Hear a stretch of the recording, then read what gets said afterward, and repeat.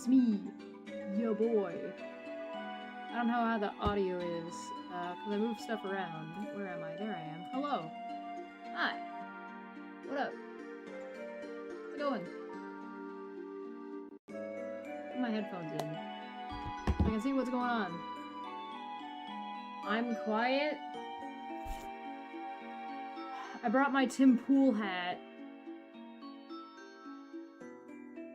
in honor of Tim Pool being a little bitch on Jubilee. So we got that going for us, which is nice. I should probably turn on my light, right? I should probably turn on my light. Let's settle in, guys. This is gonna be casual because fuck this.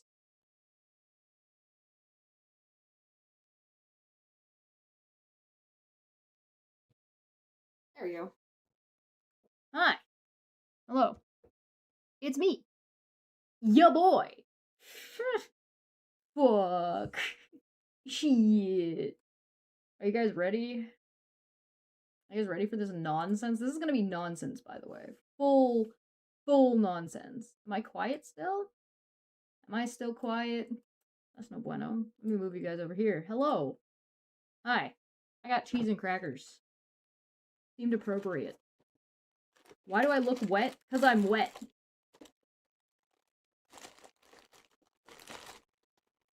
I'm hungry. I'm quiet still. Oh. Okay. Cracker. Alright, I'm still quiet. It's okay. I can fix that. It's okay. It's okay. It's okay. It's okay. We can fix this. Hello. Hi. Unga bunga.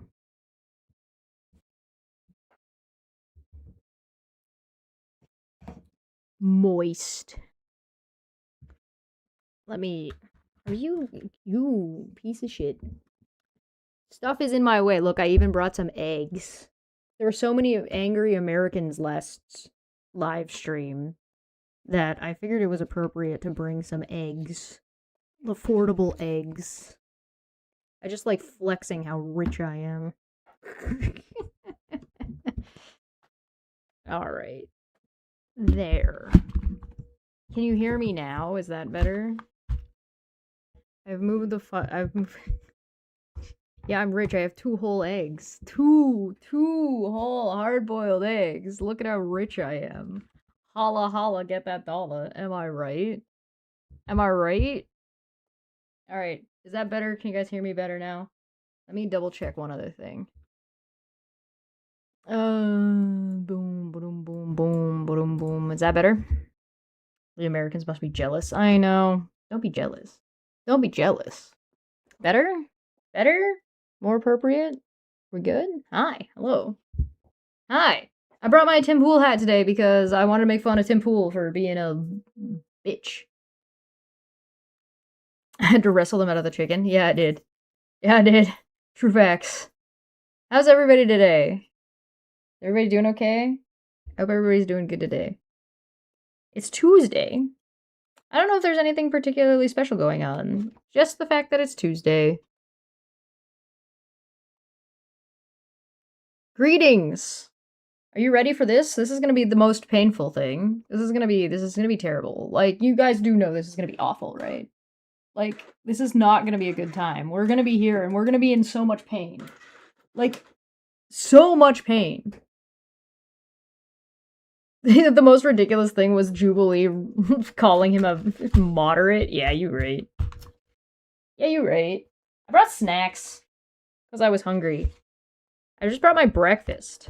For anybody who wants to know, breakfast, my breakfast is containing, this orange thing, which I think is a mandarin, but could also be a clementine. I don't really know the difference. They're just small oranges and they're good. 2 hard-boiled eggs, and some cheese and crackers. And a big mug of tea, because I even haven't started my tea yet today. Oh, I'm ruining your day? Oh my god, you're so welcome. Oh my god, you're so welcome. Oh my god, you're so welcome. I'm ruining... good. I've decided that my entertainment is more important than all of yours. As long as I'm having a good time, nothing else matters. Fuck everybody else. I have a hair in my mouth. There we go. All right. You guys want to get started on this? You guys ready for this? You guys ready for pain? And I'm like, if we're going to suffer through this, we may as well suffer through it together. You know what I mean? Like, you know we are all going to end up, like, looking at this thing, right? We're all going to end up having to talk about it. And at the end of the day, like, Candace Owens and Andrew Wilson, regardless of whether you like them or not, and regardless of whether or not you agree with them, you have to acknowledge that they have a large following and a lot of influence. And so we can't just pretend they don't exist. You know what I mean? You can't just pretend they're not happening. You can't just pretend they don't exist. You can't just, like... If more people did that, then it would be fine, but not enough people pretend they don't exist. So, we may as well suffer together, you know what I mean? It's kind of like watching the Vic Mignogna stuff. Nobody really likes doing it. No sane person enjoys doing this by themselves. So we sit around and we do it together. Misery loves company. Am I right? You know what I mean?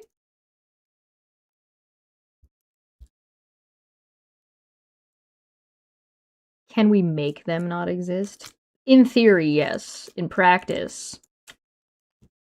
In practice, maybe not so much. Alright. You guys ready? Let's hit play. I don't remember who the... Oh, by the way, I'm watching this on Manya's channel. Because I'm being that petty. I am being that petty. Alright, go. Talk to me. Are we live? Okay, so we're officially live. Candace, Andrew, Hi. you know, good to sit down here with you, talking to you guys about the conversation that I think started with you being on Joe Rogan when you said, hey, I'm offering $300,000. And for the audience watching this, you have to know when you see this final product, there's a lot of stuff that happens behind closed doors. There was still communication till midnight, even some of the stuff this morning. Like, it's like you're trying to sell a company. It's the last 24 hours that the deal doesn't work out, but kudos to the both of you guys that you made it work. The topic of discussion today, how this got prompted is, Andrew. All right, before we start, $300,000. $300,000. Candace Owens made $300,000 to sit through this. That's $100,000 an hour. Holy shit, guys. Just holy shit. I guess props to her. I'm going to go ahead and call this, before I've even seen the content, I'm going to go ahead and call this as a successful grift on her part. You said there's overwhelming evidence that Tyler Robinson shot and killed Charlie Kirk. And Candace, your position was he's a patsy. Tyler Robinson is a patsy. So, of course, we'll talk about a lot of different things, but that's kind of how the whole thing got started. For the audience watching, I think this is truly for three different people. Number one is... Hey, for the audience watching, what do you think? Do you think Tyler, the guy who shot Charlie Kirk, was like acting on his own as like as a singular agent just trying to kill Charlie Kirk, or do you think he was a fall guy for like a bigger issue? I'm curious to know what you guys think. 1 in the chat if you agree with Andrew Wilson, 2 in the chat if you agree with Candace Owens, because I think that's their positions, right? Anybody out there that loves Charlie, respects Charlie, his legacy, what he did, we have a lot of admiration for what he did. He changed the lives of many people. That's true. He did do that. Young men, young women. You worked with him for many years. You guys were friends. You've said a lot of good things about Charlie, respectful towards him. You guys may have disagreed on some things, but you had a lot of respect for him.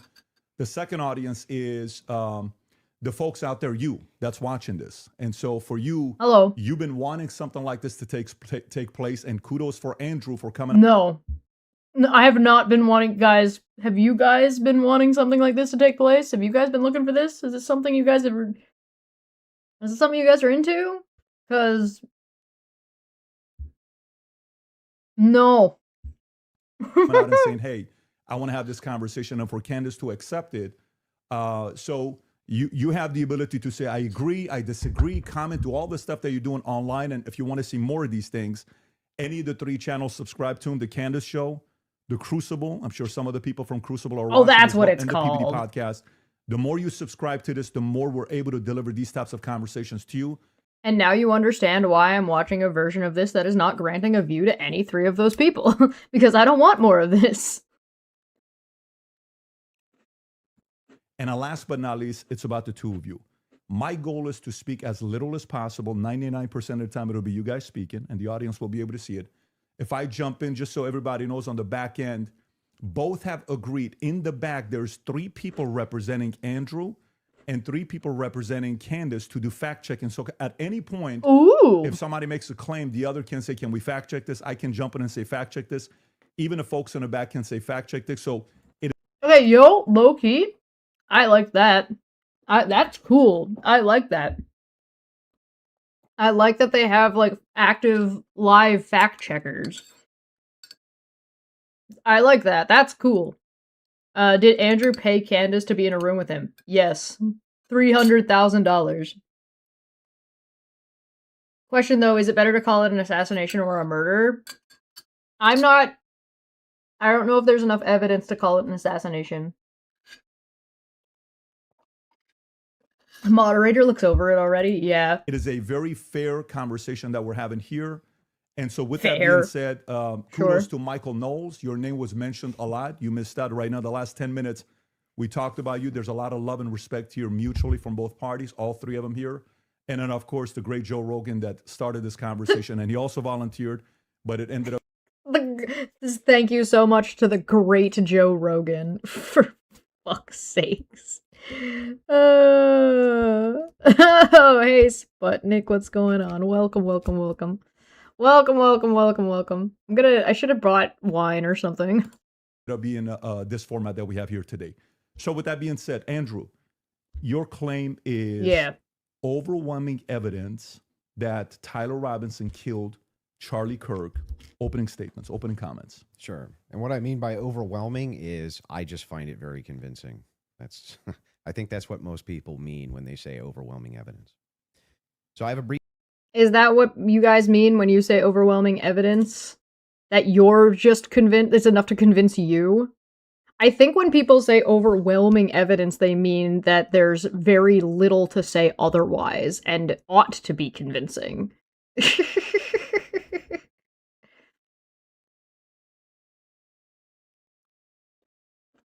Brief opening statement. On September 10th, 2025, Charlie Kirk was murdered. Many of you already know a lot about the events which occurred after Kirk's death. You remember the ghoulish.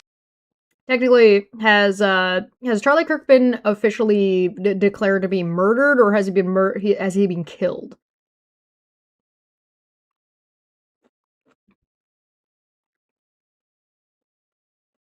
Those are different things. Celebrations and madness we saw from leftists all over, from TikTok invasions, debates, posts on social media, destruction of memorials, and things like this. Within weeks of Kirk's death, a cottage industry began to form, peddling various alternative theories on how he died. What special interest may have killed him, what nations were involved, and was our own government one of them? Because this was the first nationwide traumatic event in Gen Z's lifetime, the demand for answers was severe and palpable. Really?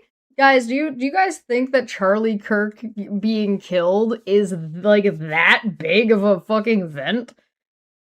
I think it has, like, online it was kind of a big event, but, like, I don't know about that. Ooh, counting or not counting gang violence? That's a good question. The leading theory from the conspiracyverse is that Israel worked with the United States government to murder Charlie Kirk. Within a day or two of Kirk's death, Ian Carroll claimed that Israel killed Charlie Kirk, and the conspiracy caught on like wildfire. This theory was built on one misleading piece of evidence, that in his final days, on or around September 8th, Charlie sent a text message reading, "Jewish donors play into all the stereotypes. I cannot and will not be bullied like this," leaving me no choice but to leave the pro-Israel. I'm shocked Charlie Kirk said something weird and gross. I'm shocked.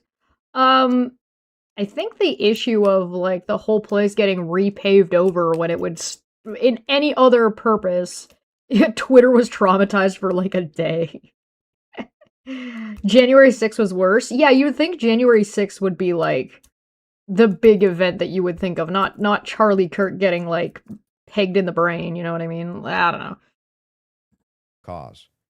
This was sent in the context of a platforming dispute regarding Tucker Carlson. From this scintilla of misleading information, it was speculated that Israel killed Charlie Kirk because he would have successfully opposed the Iranian war. Now that's successfully a fun theory, opposed. and who doesn't like Wait, what? Conspiracy. What does that mean? All right, I don't watch Andrew Wilson very often. The last time I watched Andrew Wilson, I was watching him interview JF about how JF definitely didn't kill his wife. That was the last time I watched him. I did watch his wife lose a debate to FTFE not too long ago, but I don't follow Andrew Wilson's content. What the hell does he mean when he says that Charlie Kirk would have successfully been against, like, what does that mean? Like, he would have convinced the right? Like, he would have convinced, like, Donald Trump or a large number of Trump followers to not agree with Israel, and, like, Israel would have lost funding? Like, is that what he's saying? Like, that's a pretty bold claim. Yeah, I think Honest Red is right. People were more upset that of the reaction that people had to Charlie getting shot than actually Charlie being shot. Theory, I like them. But there is no evidence that Israel actually killed Charlie Kirk. And if he likes the Candace has conspiracy some, I'd like theories, her to actually show it to me. I'm open to suggestions, but to date, there hasn't been any. There is, however, tons of evidence that a leftist killed Charlie Kirk, just as Charlie said they would. I believe. I'm on the fence on this. I'm hoping one of them will convince me. Charlie Kirk, and I have the receipts. No, I didn't have a dream where he came to me and told me that the left killed him. Oh yeah. No, he didn't Candace come to said me that. dream and say Candace Owens betrayed him. That never happened. In fact, I don't need dreams of any kind because I hold in my possession never before seen messages from Charlie Kirk to the security team on September 9th, 2025. I'm going to share the message with you today. He's got receipts, guys. The first time this information's ever been publicly revealed. On September 9th, Charlie's security team wrote to him, yes, law enforcement has been fully supportive and agreed to a security plan and posture. Tomorrow's event will be covered by both my team and the campus PD. If additional support is required, patrol units will be available. I have 11 on site. Charlie responded with this. Okay, great. Remind them that they are there for one person's security only. Because I'm somewhat worried the left is trying to kill me. Okay, so lots of people are paranoid.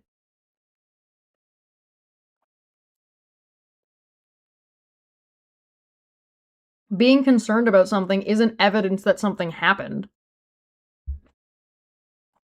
That was a message sent September 9th. Whatever could he have meant by that? Well, I think he meant exactly what he said. That he was worried the left was going to try to kill him. Now, we'll discuss this more later on in the debate, and maybe I have more never-before-seen evidence that exposes just how wrong and, in my opinion, idiotic many of these conspiracy theories have been. But that's what happens when you rely on what's called the evidence of the gaps. In other words, they don't have evidence, they seem to just make up evidence. And what did they make up? Well, in my opinion, kind of whatever lined the pockets. And I think it's ghoulish to profit off of the death of a good man. But we came here today to debate, and so let's get to it. The debate topic today is 1, my belief that there's overwhelming evidence that Tyler Robinson killed Charlie Kirk, and 2, Candace's belief that there's overwhelming evidence that Tyler Robinson was a patsy and didn't kill Charlie Kirk. In sum, the audience is going to decide who has more evidence supporting their theory. My theory is that the state is correct that Tyler Robinson is the killer, at least based on evidence so far, and Candace's theory that Tyler Robinson is not the killer and he's a patsy set up by the feds. To be clear, this is not a question of reasonable doubt. If it was reasonable doubt, and that's all it was, and that's all Candace was proffering, I wouldn't even be here having the debate with her. It's fair to have doubts, as a trial has yet to occur, and the state hasn't even begun to try to prove their case beyond a reasonable doubt. But Candace makes him more.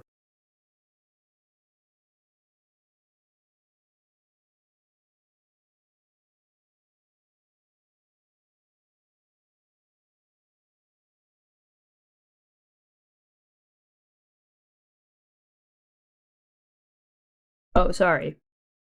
This is what I was asking before, because I thought I was going crazy, and I was like, I'm pretty sure there hasn't been like a trial yet for this, right? So the thing is murder is the unjustified killing of somebody, right? So if it's the unjustified killing of somebody, can you definitively say, without a trial and without a full investigation, that somebody was murdered? Yeah, it's ongoing, right? So, like, I think you can come to that conclusion, but I don't think that conclusion is necessarily obvious. Just because somebody was killed, or just because somebody was shot and they died, does not mean they were necessarily murdered, right? I know it's just a little bit, I'm being a little bit pedantic, but I'm being a little bit pedantic because it's these fucking people we're talking about, and if pedantry wasn't a part of it, I don't know what would be. Forceful claim. She claims that there's more evidence that Tyler is not guilty of murder and was set up as a patsy than there is for the state's case. And I just think that that's absurd. And she will not be able to demonstrate that in any way. In fact, she has almost no real evidence at all of her theory, whereas my theory is supported by compelling witness testimony, physical evidence, multiple confessions, all of which are independently compelling, but which are even more convincing as each piece of evidence corroborates the others. You'll notice the term overwhelming was included in both theories. This is because Candace demanded I defend my use of that term, which I think is fair. Yeah, but you just changed the definition to overwhelming to it's just enough to convince you.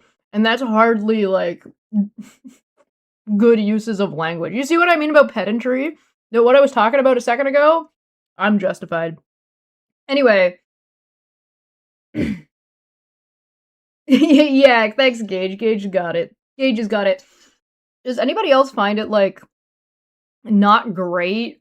Like, not great visually for Andrew to be, like, sitting slouched down, fucking looking at his phone like this, just reading it off? It's not very good presentation.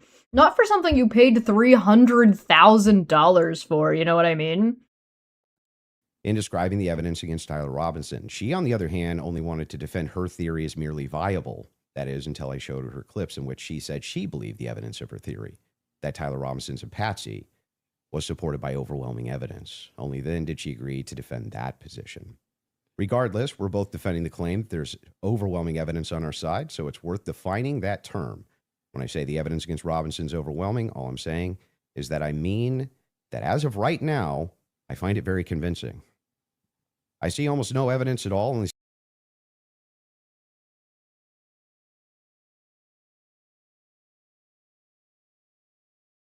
Sorry, I gotta stop doing that. I think this is a mistake on Andrew's part.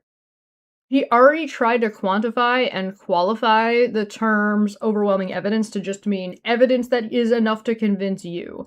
And now he is trying to say that Candace, that he had to, like, pigeonhole Candace into defending this position that is her saying that she believed the evidence she had.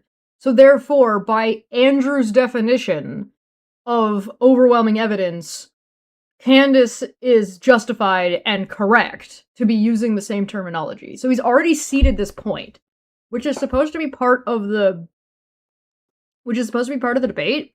So I feel like when you cede one of the main talking points within the first, like, 5 minutes of your debate in your opening statement, I feel like you might be starting off on a bad foot here.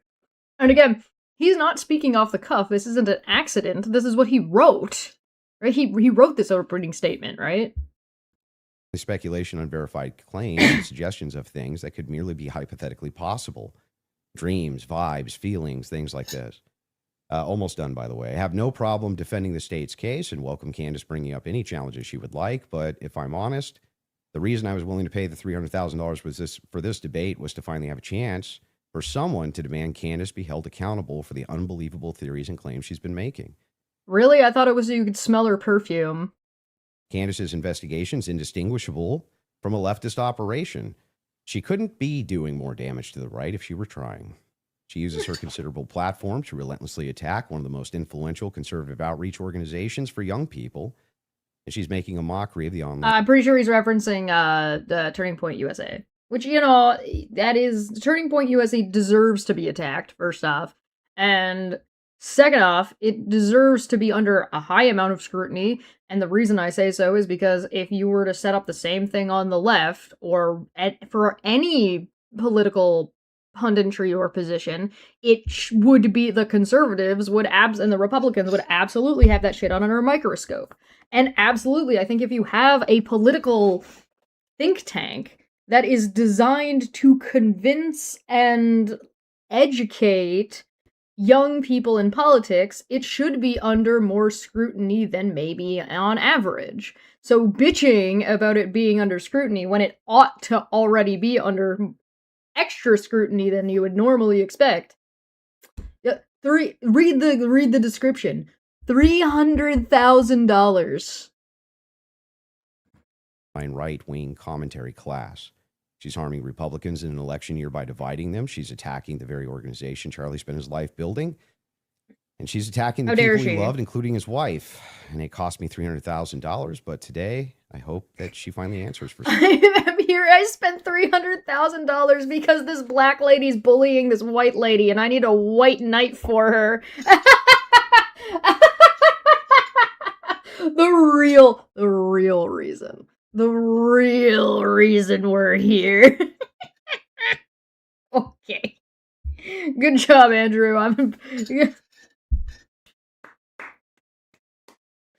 Bow to the great King Simp. Some of that. Thank you, Andrew. Candace? Did you get it out of your system? I did. Okay, great. Well, I'm not going to waste time with the... Did you get it out of your system? You know what? I'm with Candace on this one so far, guys. I don't know. Preamble, because I think I just want to get to the substance of the debate, and we'll just speak to the audience. I've obviously had an audience since we've been covering this case. People know that there was a personal friendship between me and Charlie, and diminishing the pursuit of something that makes sense regarding what happened on September 10th. By throwing it to, this is just people who are conspiracy theorists. These are people who are just trying to generate clicks. I'm. You know what? She's got a valid point. Is it kind of weird for Andrew Wilson to take someone who was a personal friend of Candace, who has died, where Candace is questioning the circumstances under which he died, and call it just a conspiracy theory? Like, Candace had a personal relationship with Charlie Kirk, right? And it's not like just because you're friends with somebody, you should never question what happens to their work after the fact, right? I'm just saying, there's a point in here that might actually be valid. Don't think that people should be satisfied by that. I want people to remember that it's important to think. We've been lied to by the government a great many times over, just the last couple of years, if you just think of the things that we've learned about our government. And I do want to say this. What's accidentally based Candace Owens? What? been the most disturbing element, I think, for everyone is that not only does the narrative not make any sense, which I'm going to demonstrate, I don't need to waste time with the preamble going through the points or trying to insult you or pretending that I've been running a podcast saying it's just dreams and vibes like I'm Miss Cleo. And that's the reason why it's taking so many influencers. It looks like $1 billion industry of influencers to dispute everything Candace says. Is not because I'm on my platform saying I had a dream last night. I don't think I think that diminishes you as an argument. Obviously, we have presented a lot of evidence. You just presented a text message and said, this is evidence. Well, that's how this entire thing began. You're talking about how Israel got into the conversation. It was because immediately after Charlie died, one of the first things we saw was this push to make us all think and remember how much he loved Israel. It's because the prime minister of Israel, who's fighting like a 27 front war, felt that he needed to come do a little mini tour and to be strangely, to state that I did not kill Charlie Kirk when nobody was having that thought that I can remember. Nobody asked. I definitely didn't kill that guy. Nobody asked. Why are you just saying now? I think you did. Wait, what? That's crazy. Nobody was going, I wonder if Bibi Netanyahu killed Charlie Kirk. And then we had a round of influencers who lied and said Charlie was not changing on Israel, that he wasn't having any disagreements regarding that topic, that the day he died, he just loved Israel so much. And I demonstrated via a text message, which you just mentioned, and you're now contextualizing. Yeah, I'm with Sputnik here. I already find Candace more convincing right now, so far.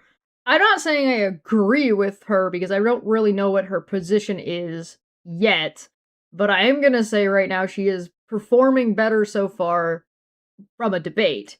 She is trying to be direct. She's attacking Andrew's opening by basically calling it pedantic, or not pedantic, a preamble, and saying that he's using it to attack her instead of the argument, etc., etc. And she's not just reading off of something. So, boy, oh boy. And pretending it was just about Tucker Carlson, which is not true. It was a part of a broader shift that Charlie was having over the last, I would say, actually, on your show, it began since October 7th, which is when I began asking. Oh, and she made $300,000. Also that. Myself more questions about Israel as well. And so, yeah, when all of these things happen in the immediate aftermath, and then I drop a text message after everyone is denying that, Tucker Carlson then comes out and confirms the conversations that he had with Charlie. Megyn Kelly then comes out and confirms the private conversations that she had with Charlie. People then begin to ask a reasonable question, which is, why are we lying about this? Well, on the plus side, if it makes you guys feel any better, at least now we all know that they are all sliding into each other's DMs, that they are a group that do function together. So if anybody was questioning that. If they were forthcoming with that and they had said, hey, yeah, Charlie was starting to ask questions. I think after October 7th, it's reasonable that people are starting to re-examine our relationship with Israel. We wouldn't be here today. But it has been lie after lie after lie, debunk after debunk after debunk. Yes, I did share that I had a dream that Charlie was betrayed. It's not a dream anymore. It's a reality. I look at what the organization has become, the people that they are partnering with, the lies that they are telling, the extraordinary people that they're sending out to say that I hadn't speak to Charlie since 2018, and it begins to look like a conspiracy. And just as a historical fact, that entire term was created by the CIA to gaslight people after the assassination of JFK. So it's not. Okay, but on the other hand, I'm not gonna listen. If it takes Charlie Kirk getting whacked for the right wing punditry to stop funding a genocide in Israel that they don't need to be funding, I guess I won't turn my nose up at it. You know what I mean? Like, it seems like an absolute win. You don't have to deal with Charlie Kirk anymore, and America stops spending money to Israel. Win-win. Not exactly one that makes me nervous. Like, calling somebody a conspiracy theorist is essentially saying that they demand further answers and they're not accepting the Fed slop. So well, that's a little bit, I don't know about that. Owen Wilson, Tucker Carlson, and Megyn Kelly, the worst polycule ever. Yeah. Whoo. I'm grateful that you came today. I don't need to, like I said, take cheap shots and discuss your manner of debate or your strategy. And I'm also grateful that you shared that you had that text message today, because everybody watching knows that I have been demanding not a debate, just an open conversation with Turning Point USA. They should be here. It shouldn't be you in that chair. It should be the person that took Charlie's place, maybe Erica Kirk, maybe Andrew Colbert. He's a spokesperson. And rather than doing that, they send us another influencer. So let's see how it goes. Yo, she just slapped him in the face. Holy moly. Just be like, you're just an influencer, dude. You're not even anybody important. You're just a talking head for the man. Just out of curiosity, are you between 0 to 100? What is the likelihood that you think Tyler Robinson shot Charlie Kirk and killed him? Based on the evidence right now? No, based on the evidence in the future, Andrew, you dipshit. No, I'd say 75, 85%. Candace? 0%. 0%. I'm at 0. So With what we've seen in terms of the evidence, I'm at 0%. so not only She's very certain. Interesting. that maybe somebody was behind him as a patsy influencing him. You're not even saying that he didn't even shoot Charlie Kirk and Right. kill him. I would, if you said, was he involved that day, as Right. I have consistently said on my platform, I would say yes, he was. I don't know what role he played, but as the shooter, 0%. Do you have any evidence for it? For what? My percentage? The fact that he didn't shoot and kill Charlie Kirk. Yes, which I'm hoping we're going to get to all of the evidence that he feels that he has. I mean, I'm not even convinced that Charlie was shot from the rooftop on Losi that day. I don't know if you guys are noticing Andrew, but he's all jiggly. He's fucking got his foot, like he's got, if you look at his hand where you can see it and his leg, he's like, I don't know, I'm not gonna say that means he's nervous or anything like that. I just want you to notice like the he's like clearly not comfortable with whatever this is. And I'm wondering if it's partly because Candace is being very like straightforward, and she's going to cut, the way she's cutting across this is she's just cutting across rhetoric, and that's not good for Andrew. From my understanding of Andrew and the clips I've seen of Andrew, again, I'm not super duper familiar with him, but from my exposure to him, he's very much likes to dance around in the area of just, his debates lack substance and have just more rhetoric. I do not think that he was going into this thinking she was as confident as she's claiming to be. Apparently he has a earpiece in. Oh, we'll keep an eye out for that. It's possible that he's just like, he needs a cigarette or something, because that's a thing that can happen for sure. I'm not gonna say that that's what it means, but he's whatever. I'm not gonna read into his body language to say that this is what he's feeling or this is what he's doing. All I'm gonna read into it is that he's clearly not comfortable for whatever reason. Based on the evidence that has been, Do you think he was shot? I do not think that Charlie was shot from a 30-06 from Yeah, Losi. but just shot at all. I don't know. I think that a projectile hit Charlie, and I'm open to other people's presentations, but I have not seen any compelling evidence that Charlie was shot by a 30-06. Can we see, maybe if we're going to have an olive branch to each other, if maybe we can establish what we consider We can establish the fact that Charlie Kirk is dead. We can establish that. That is a fact. the facts of the case to be first? Yeah, sure. Okay. So you're not sure if he was actually shot. You're open to alternative theories. To that. He was definitely hit with a projectile of some description. If we're talking about was he shot from a gun, a 30-06, I would say definitively no. Okay. It defies common sense to think that he had a Superman neck, and even if he did have a Superman neck, which has been demonstrated, I think actually recently a YouTuber actually set up Valhalla steel cages and shot it, and it went through. So under no circumstance will I. So at least not a 30-06. Definitively not. A Okay, 30-06 but you from are Losi, open- 150 feet. No. But you're not necessarily closing off the avenue that he could have been shot at all. With maybe a smaller Caliber. Okay. And then there's some things that I'm going to make concessions on. Where's she looking?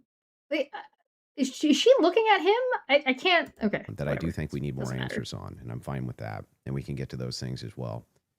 I like the yeah, no, we can definitively say that Charlie Kirk lost a gun debate to a gun.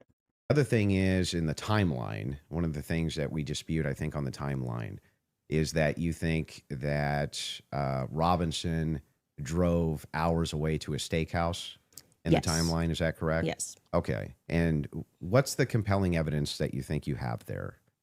I spoke to the owner of the restaurant, Mm-hmm. and I have seen the receipt. I know the conversation that I had, and I think it's enough that it will be presented. Obviously, if this goes to trial, but yes, I do believe that he was in Panguitch, which is near his grandparents' home. Did he give you an unedited copy of that receipt? Yo, do you guys have any thoughts about whether or not you think like this is there a reason why this wouldn't go to trial?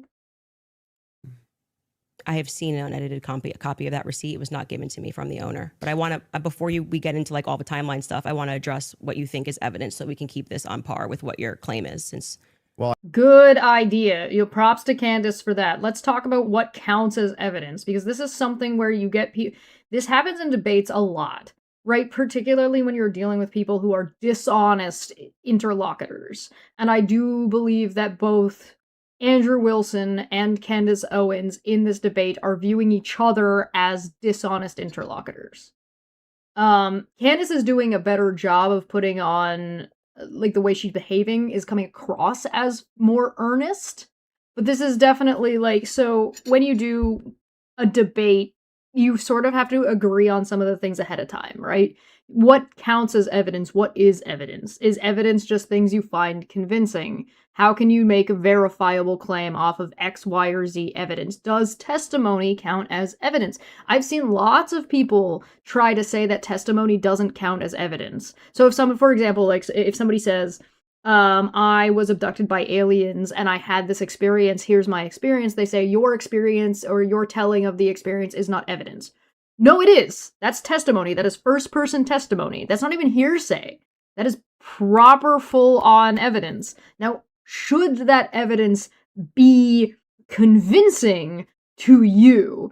And the answer is maybe, maybe not. It's up to you, I guess. Depends on your experiences, right? But the point is like, eyewitness testimony and the testimony of the thing that I'm alleging happened to me is definitively evidence. Should it be convincing? Probably not. Well, I think that that's a piece of evidence that's in dispute. And that's why I'm... Yeah, but we're trying to get to whether there's overwhelming evidence that Tyler Robinson did this. Yeah, so if whether you then starting if you want to use the first part of that for the internal critique, yeah, we should go over the actual evidence that we feel. The first reason that I think it's compelling evidence is that Tyler Robinson's rifle was found near. Saint says, I feel like they should hash this out before the cameras turn on. When you have honest interlocutors, you can do that. Right? Yeah, generally, the way I would do this, as somebody who runs a debate channel, as the master debater and general moderator of these things, the way I would do this is I would establish some of this stuff ahead of time in the background. And then when I did my opening presentation to be like, this is who I am, this is what we're doing, da-da-da-da-da-da, then you would list out a handful of points to say, this is, when we say this word, this is what we mean. When we say this term, this is what we mean. So everybody's on the same page, right?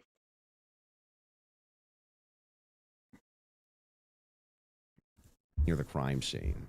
So I would consider that to be very good evidence. And also the fact of the matter is that I dispute this claim that a 30-06 could not have made this wound. I think that that's absurd. 150 grain Remington core lock absolutely could shatter when it hits the neck of any human being. When you say that there's some steel neck and it's a smaller caliber, you have to make a counter explanation. Why wouldn't a smaller caliber also go through bone? It could. I didn't say it can't. Right, exactly. So if that's the case, then ammunition is going to be the critical key here. And if we have frangible ammunition, which we do in this case, a flex tip round, well, I'm sorry, not a flex tip, a soft point round from a 150 grain Remington core lock, that's just a small jacket that goes around the actual lead piece. This thing could have split apart in air for all we know, but definitely upon it. I don't understand why they're debating this part. Not because, like, I don't think there's things to be discussed, but I mean, the evidence hasn't been presented to court yet. The investigation isn't wholly closed and done. Why would you need to debate this? And yeah, it's rife with speculation. So, like, why wouldn't you use, like, the definitive information? Unless you're going forward and saying the information that the investigation has brought forward is invalid or cannot be trusted for some other reason. But that's a different debate. That's a different discussion. Right? But at the same time, like, I wasn't the place that Charlie Kirk got shot, like, really quickly cleaned and, like, paved over, like, in a matter of days, when normally, like, a major shooting like that, or, like, or if you want to consider it a political assassination, would be, like, taped off for, like, a week while they gathered the evidence? Why would it be fucking paved over? Drake said using the term overwhelming was a mistake on Andrew's part. Well, he kind of tried to undermine that early on. Yeah, right, JL Warren. Which one of these people is in forensics? Has either of them brought on a forensics expert? Impact. And we have the medical examiner who confirms this in a summary. And my team can bring that up, the summarization, which means he would have to be a part of some kind of conspiracy as well. Okay, so just to start with your point about saying that the gun was found near him, near Losey Center, or I guess off in the woods. That gun, did you watch the testimony? Did you watch the preliminary hearing? Yeah, we covered it live. Yeah. Okay, so forgetting what the summary of the medical report was, did you watch the testimony that was given by the Caitlin Oliver, the ATF woman, Samantha Carner, any of those people who went into the science of... Yes, I recall. You're talking about the bullet analysis. Yeah, when they went into the DNA. Okay, so... See, wow, I brought it up and then Candace brings it up as a counterpoint. I don't know how I feel about that. That makes me uncomfortable. That's kind of the most relevant part. Okay. I'm not denying, I've never denied on my platform or anywhere else that a gun owned by Tyler Robinson was found near the crime scene, right? That doesn't remove, if you think somebody set up as a patsy, you could take a gun out of this room right now and you could walk out and plant it in the woods near a crime scene. That's not convincing evidence to me. I concur. Yeah, I would agree with that. If you're setting somebody up to be a fall guy, you should set them up. You know what I mean? You can't just, that guy did it and do nothing. That's silly. With the fact that that's a possibility. So you I think have said on a platform that you were a gunsmith. Mm-hmm. Okay, and for how many years? Many years. For many years. Mm-hmm. You also said that you were an Army sniper. I wasn't a sniper in the Army. Okay. And I never said that. Sorry, your wife tweeted that you were an Army sniper. Yeah, I don't know. Like 15 years ago, she said something. Does it change 15 years later? She said that it was colloquial. So Army sniper. What the fuck does that mean? Yeah, I was never an Army sniper. Okay. What did you do in the Army? Did you? and you just didn't clarify that, so your wife just was randomly tweeting about something that... Okay, sure. You teach this, she then corrected it and said you taught rifles in the Army? No, I didn't teach rifle. No, I taught rifles as a private citizen. Okay. Mm-hmm. And I was an NRA instructor for many years alongside my gun shop. As with your expertise, when she gave testimony on the stand, Samantha Carner, that there was dust and there was debris that was found in the gun barrel. Yep. And then when we had the person who, and this was, I believe, Caitlin Oliver, who explained painfully about the DNA, the prints. Well, let's start with a point at a time. I'm not done. You let said him, something, yeah, so I'm going to finish my thought, right? You don't want to do a point at a time? No, well, sure. If you want to respond to, but I want you to respond to 2 points. I want you to start with 2 points. Okay. Dust and debris in the gun barrel. Yeah. Secondly, the fact that there were 5 sets of prints, 5 plus actually by the end of the testimony, 5 sets of prints for which we already had the woman who worked for the FBI forensics testify that above 2 prints, if you're taking a sample, it's no longer a science, right? She testified that when they took the sample of what was on the trigger, they saw 5 plus prints. And among those 5 plus prints, Tyler Robinson's was the most degraded. So I would like you to explain how Tyler Robinson's prints could be the most degraded when she said, actually, you could have DNA on something that you've touched. You could have DNA on something that you've never touched. And to get DNA degradation, they've looked at pieces, items 20, 40 years on that don't have degradation. Yet I don't know what this half of her point and question to him has anything to do with his expertise about guns. And here's the thing. Just because you know how to fire a gun and you can recognize types of guns and know how to shoot a gun does not mean you are going to be an expert in forensics about what happens to the bullet and a person you hit with said bullet in an investigation. These are very different things. Tyler Robinson's prints, amongst 5 plus other prints, were the most degraded on that weapon. Yeah. So let's get into all 3 of the claims. First, with debris. When it comes to if Andrew was smart, he would say switching between DNA and fingerprints is confusing, so I'm not 100% sure which one you want me to answer, but I am not a forensics expert in that area. So I don't know what me being a sniper or not being a sniper in the military would have to do with either of these things. But to answer your other question about dust, which maybe he does know about, I'm not necessarily convinced that just because he knows how to shoot a gun means that he knows anything about, like, analyzing the debris left in a gun after the fact. Like, he might know how to clean a gun, he might know, like, about debris in that regard, but, like, to the level that we're talking about here seems a little bit absurd. Debris, firing rifle doesn't always blow the debris out of the barrel. Okay, that So you think there could be debris and dust. Yeah. He just fired the weapon. Sure. Okay. Not only that, he left it in a forest. Now, I don't know if you agree with me, but if you leave a rifle in a wooded area, it's also possible that debris could get in that way. But I'm not even sure that that's what the... Yeah, but wouldn't the type of debris be different? Like, sorry, I'm getting a little bit into the weeds here, but there's gonna be a difference between the debris that was in my house and the debris between me traveling from point A to point B to then fire the gun, and then the debris that is now I've traveled and brought it and left it in the woods. Would the debris not be, like, quote-unquote forest debris as opposed to, like, whatever? Okay. Case, I think it's far more likely that you fired the shot, it just didn't blow all the debris out, and it often doesn't. You'll find this if you take Grandpappy's, dirty rifle, and it's all dusty inside the bore, and you go fire it. You'll often look down the bore, and there's still dust. Okay. Happens all the time. Okay, and the prints?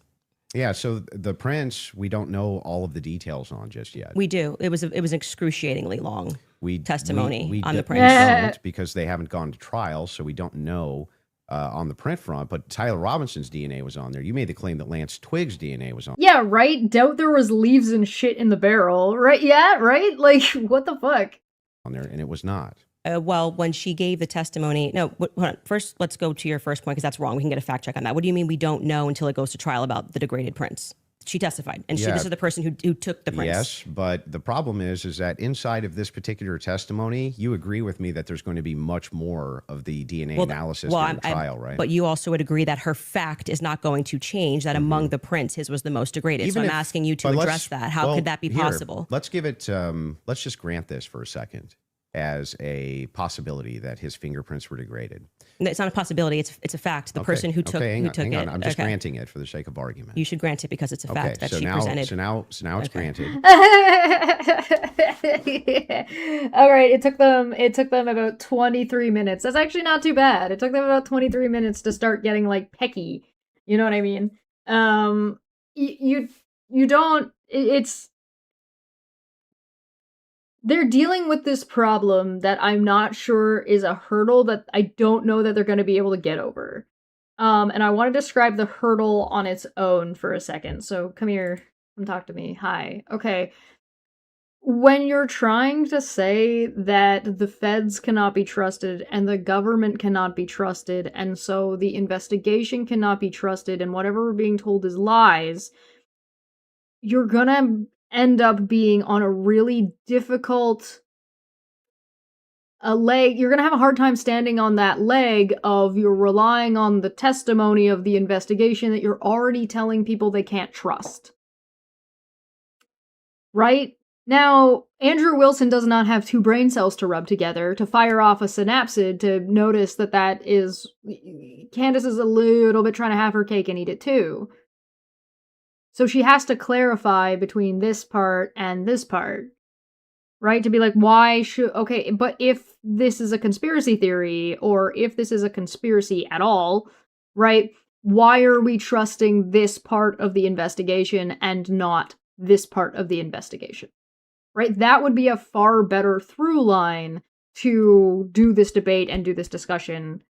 To be like, okay, but Candace, you don't get to pick and choose which ones you're going to listen to and which ones you're not, unless you can justify your reasoning as to why you're picking these ones over these ones, or what your reasoning is between point A and point B. And maybe her reasoning is super simple, right? Maybe the reasoning is like, well, this person was an independent individual doing an independent study in this other area and therefore not part of the conspiracy space, right? Or if Andrew had two brain cells to run together, he would ask this type of question, and maybe Candace would have the answer of, well, I'm trying to establish that these things can't be trusted, and in fact, you don't trust these things either, right? So it depends on what she's trying to do, but I don't think we're going to get that deep into, like, the topics and the actual rhetoric and debate, because I think these two are not, aren't necessarily worried about that, if you know what I mean. So what? What do you mean, so what? Yeah, so what? What does that prove? It proves that if his prints were the most degraded amongst 5 of them, you're going to have to explain how that's possible if he's the one that recently fired the weapon.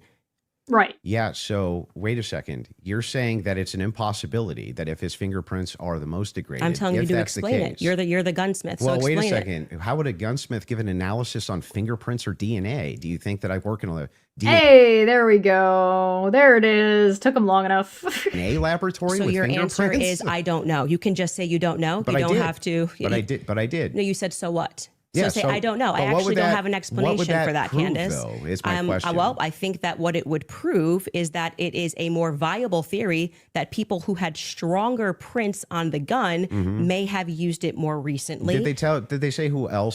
Used it or handled it more recently, right? It's not just because somebody touched a gun doesn't mean they necessarily fired a gun, right? Those are two different things.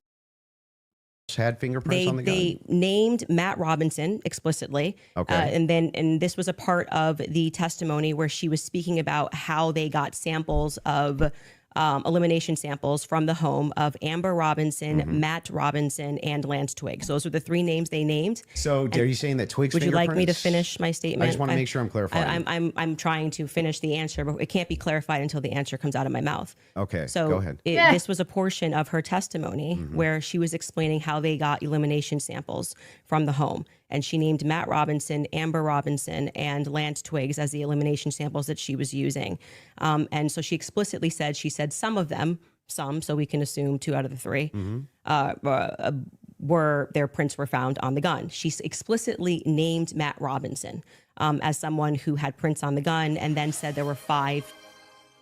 Oh, thank you very much for the stretch. I will take that.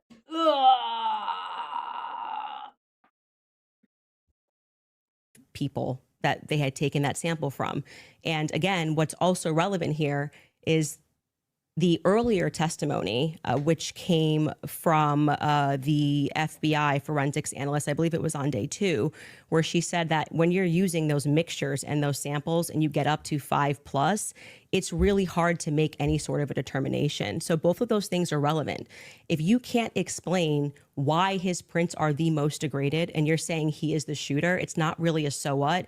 It's an open-ended question that people have a right to pursue. It's not a conspiracy. It's actually proof of my claim that there is evidence that he was set up as a patsy. That wouldn't.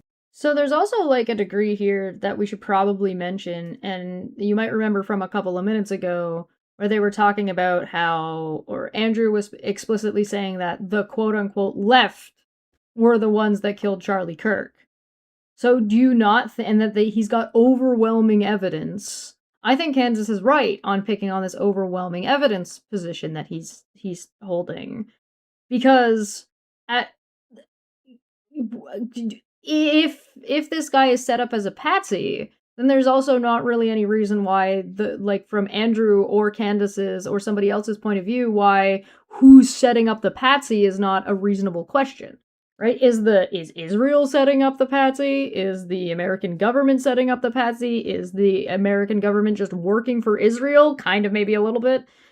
Or is it the left that set up the patsy, right? Candace is bringing up reasonable doubt. Like her doubts about this are not, I don't think they're unfounded. Right?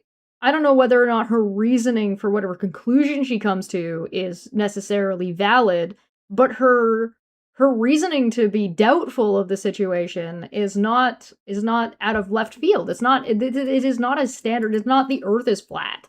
You know what I mean? It's not dinosaurs are gay. Like this is not, you know what I mean?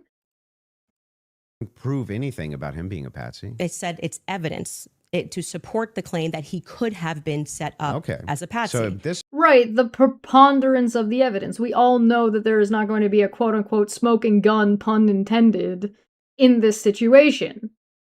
is why I said earlier, so what? Because even if it's the case, this doesn't have an explanation for it yet. That doesn't actually give you any evidence in your corner for Tyler Robinson being a patsy. Okay, hang on. I didn't cut you off, right? Yes, you would did. need to actually No, you tried to cut her off like 3 or 4 times and failed to do so. explain how this would demonstrate. You made a pause and then she started talking, and now you're claiming she interrupted you. You fucking lying liar who lies. No. I'm not gonna listen. I'm not a fan of Candace Owens here. I don't like either of these people, but I'm gonna recognize game when I see game. All right, like I'm not gonna pretend that Candace doesn't have a point. I'm also not gonna pretend that fucking Andrew Wislin isn't being, Andrew Wilson about this.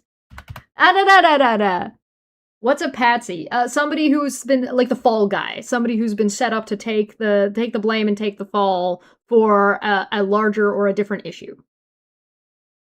Yet that doesn't actually give you any evidence in your corner for Tyler Robinson being a patsy. Okay, hang on. I didn't cut you off, right? You would need to actually explain how this would demonstrate Tyler Robinson. This is tied into Robinson being a patsy. Mm-hmm. Are you claiming that these fingerprints were Lance Twiggs or that he had any DNA there?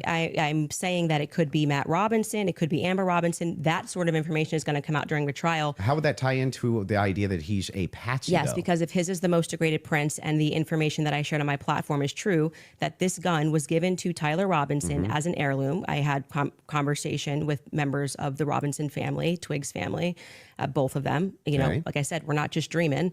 And if we're having those conversations and they told me that gun was only given to Tyler Robinson because it was a family heirloom. Okay, so it was his grandfather's gun or great-grandfather's gun. Okay. I don't remember the difference. I don't remember which one it was. And so he got it because he's the firstborn. But he's not much of a shooter, is what I was told. And so he has this because he inherited it, essentially. So if I get something from my grandpa and I put it up on the shelf and I own this, you could see that could be. How do we get to the patsy part? You don't let me ever. Bro, are you stupid? She's making complete sense in her reasoning. Her reasoning tracks. It's like, because it's his, and it was only his. It was something that was obviously traceably his.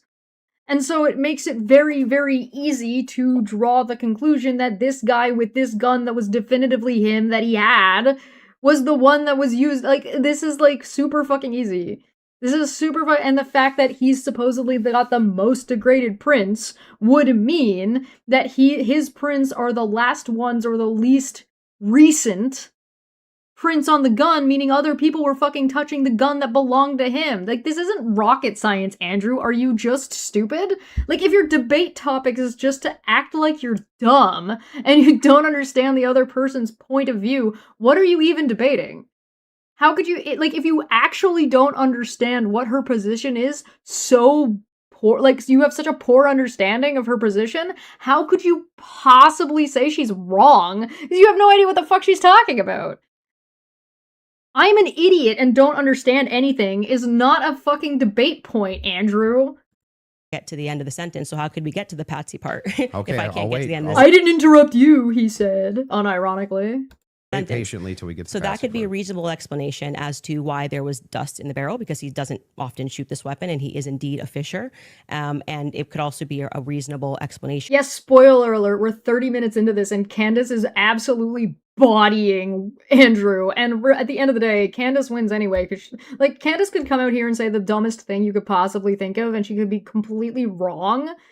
But her showing is good. Like, she is presenting herself well, and she made $300,000. She could have shown up in a Barney costume, and she fucking won this.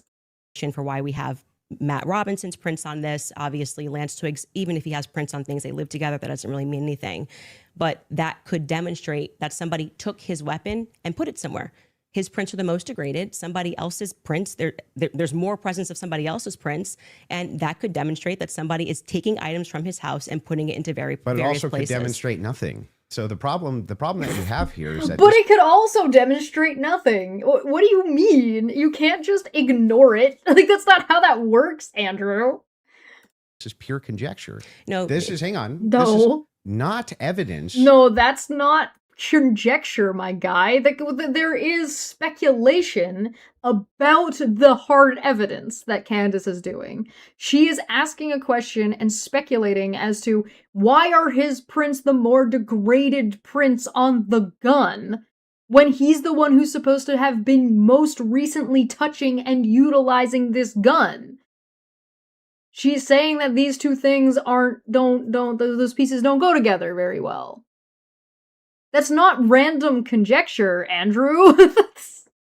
That's asking a semi-reasonable question. Right? What do you mean this is not evidence? This is what Candace is saying is based off an investigation and a testimony presented in the hearings, in like the pre-court shit. Good lord, this feels like when a godless engineer lost to G-Man. Oh my god, it does. That Tyler Robinson is a patsy. It's only evidence that you have conjectured up that, well, if it's the case that these are the more degraded prints, then therefore that means must be patsy. According to what both of them agree on, 5 other prints were found on the gun. And that the testimony from the professional said that by the time there's that many different prints identifiable on the gun, it's hardly evidence one way or another for anybody. Because dad's fingerprints on gun? I didn't say must be Describe patsy. how this actually links in to Robinson being a patsy. Okay, I just described that for you, so I can explain it to you, but I can't understand it for you, so I'm going to move on from that. But to just go back to your point about this is not evidence, you can't make that claim because the entire basis for why you think that there's evidence for Tyler Robinson being the person that took the shot is based off of a hearing under Utah 1102 rules, meaning that they are doing the exact same thing that I am doing. This is the state. You said you're here. You can't say this isn't evidence because this is the same evidence you're also using for your argument. We're using the same evidence and drawing different conclusions or asking different questions. Oh my god, she fucking is crucified. What's his show called? The Crucible? Brother, change your name to The Crucified. Here to represent the state. Well, did you watch the preliminary no, I hearing? didn't say I was here to represent the state. The state's position you think is strong and convincing. What okay? I'm here to do is represent my own opinion, You which said is in that your opening statement, based on the evidence presented so far by the state. The state has that I find it presented convincing. evidence under Utah's 1102 rule. But this doesn't demonstrate any patsy No, that's very behavior. important because that rule is hearsay.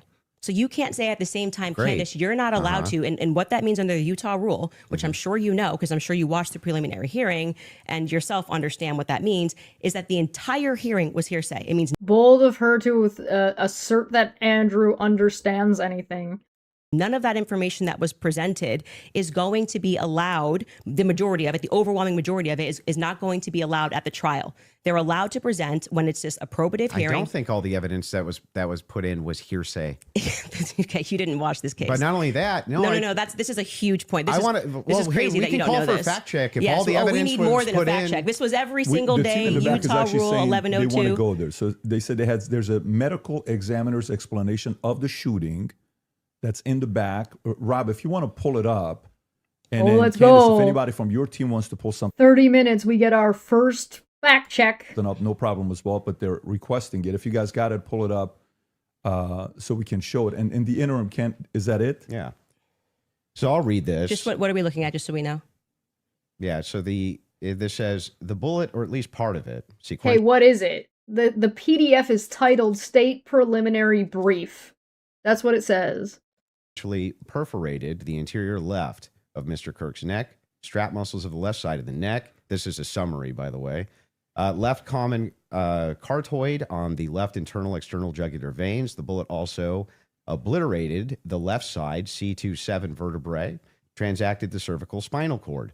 Medical examiner observed a significant portion of Kirk's cervical spinal cord was traumatically absent. Mr. Kirk suffered from other severe injuries, including bilateral, apical, and posterior intercostal hemorrhages, pulmonary, apical hemorrhages, multiple disruptions to the thyroid, et cetera, et cetera. So there. I'm sorry, did fucking Andrew Wilson just giggle at fucking hemorrhages as if he thought he was reading hemorrhoids? Did I interpret that correctly? Is that what I just heard? Yeah, let's go back and listen to this a little bit again. I want to start this at the beginning where they start reading. All right, let's listen to this one more time. What is the point of this PDF? They brought the PDF up to do a fact check, in which case Andrew is making a statement about whether or not something counts as hearsay and saying that things aren't all hearsay, and Candace is saying under this Utah rule it is all hearsay. So let's C27 is what the document says. I'll read this. Just what are we looking at, just so we know?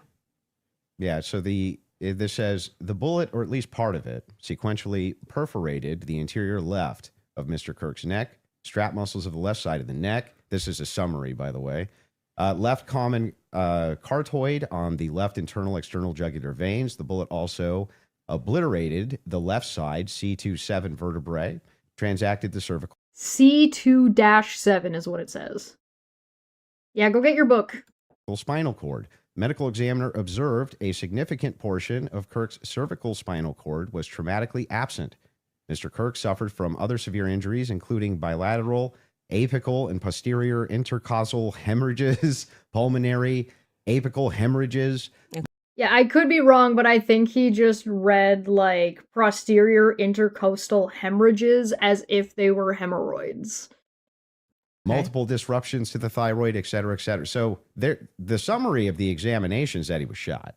Okay. That was what they were pulling that up for. Okay, and I'm not disputing that he could have been hit with a projectile. We're not disputing that, so I don't know why this was brought up as a fact check. Could you bring up 11? No, I agree. I don't know why they brought this up. Candace is right. This is nothing to do with anything they were just saying. To Utah rule, because this is an unbelievable point that you're making by saying that I am not allowed to infer off of evidence. You can infer. I'm trying to follow the inference. But your entire. No, you didn't say you called her inference. What did he say? Use a specific word. Conjecture. Your reason, like you asserted that you believe there's overwhelming evidence on the basis of what we saw in the preliminary hearing. The entire preliminary hearing was hearsay. Yeah, I'm fine with your inferences. But no, you just literally said I couldn't do that. Yes, I can. No, I didn't. I'm just saying from your inference, how do we get to Patsy? This is how you got to Shooter. The Tyler Robinson did it. No, the same way that you got to Tyler Robinson. Shooter from that. Yes, you did. You again, this is something important, so we should pull up a fact check about what the 11. Is Andrew actually hitting on the, taking the position that you can't make inferences based off of evidence? And that he isn't making any inference at all based off of the evidence? How? Andrew, how does evidence function? What do you do with the evidence? How do you come to any conclusion based off of evidence at all?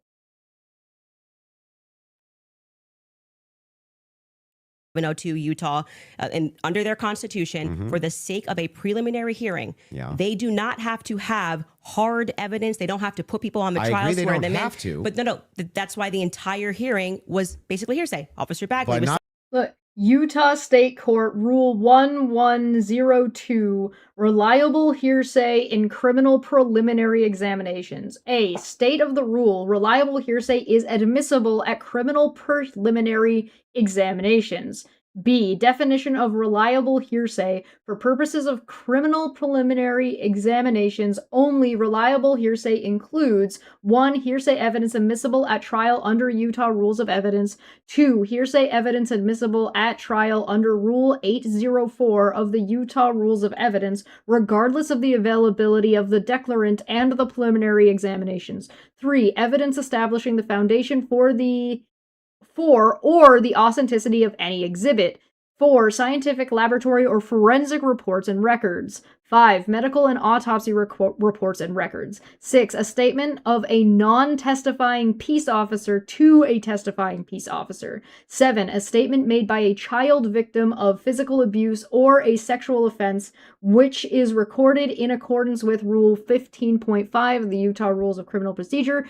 8. A statement of a declarant that is written, recorded, or transcribed verbatim, which is A, under oath or affirmation, or B, pursuant to a notification of the declarant that a false statement made therein is punishable, and 9, other hearsay evidence with similar indicia of reliability, regardless of admissibility at trial under Rule 803 and 804 of Utah Rules of Evidence.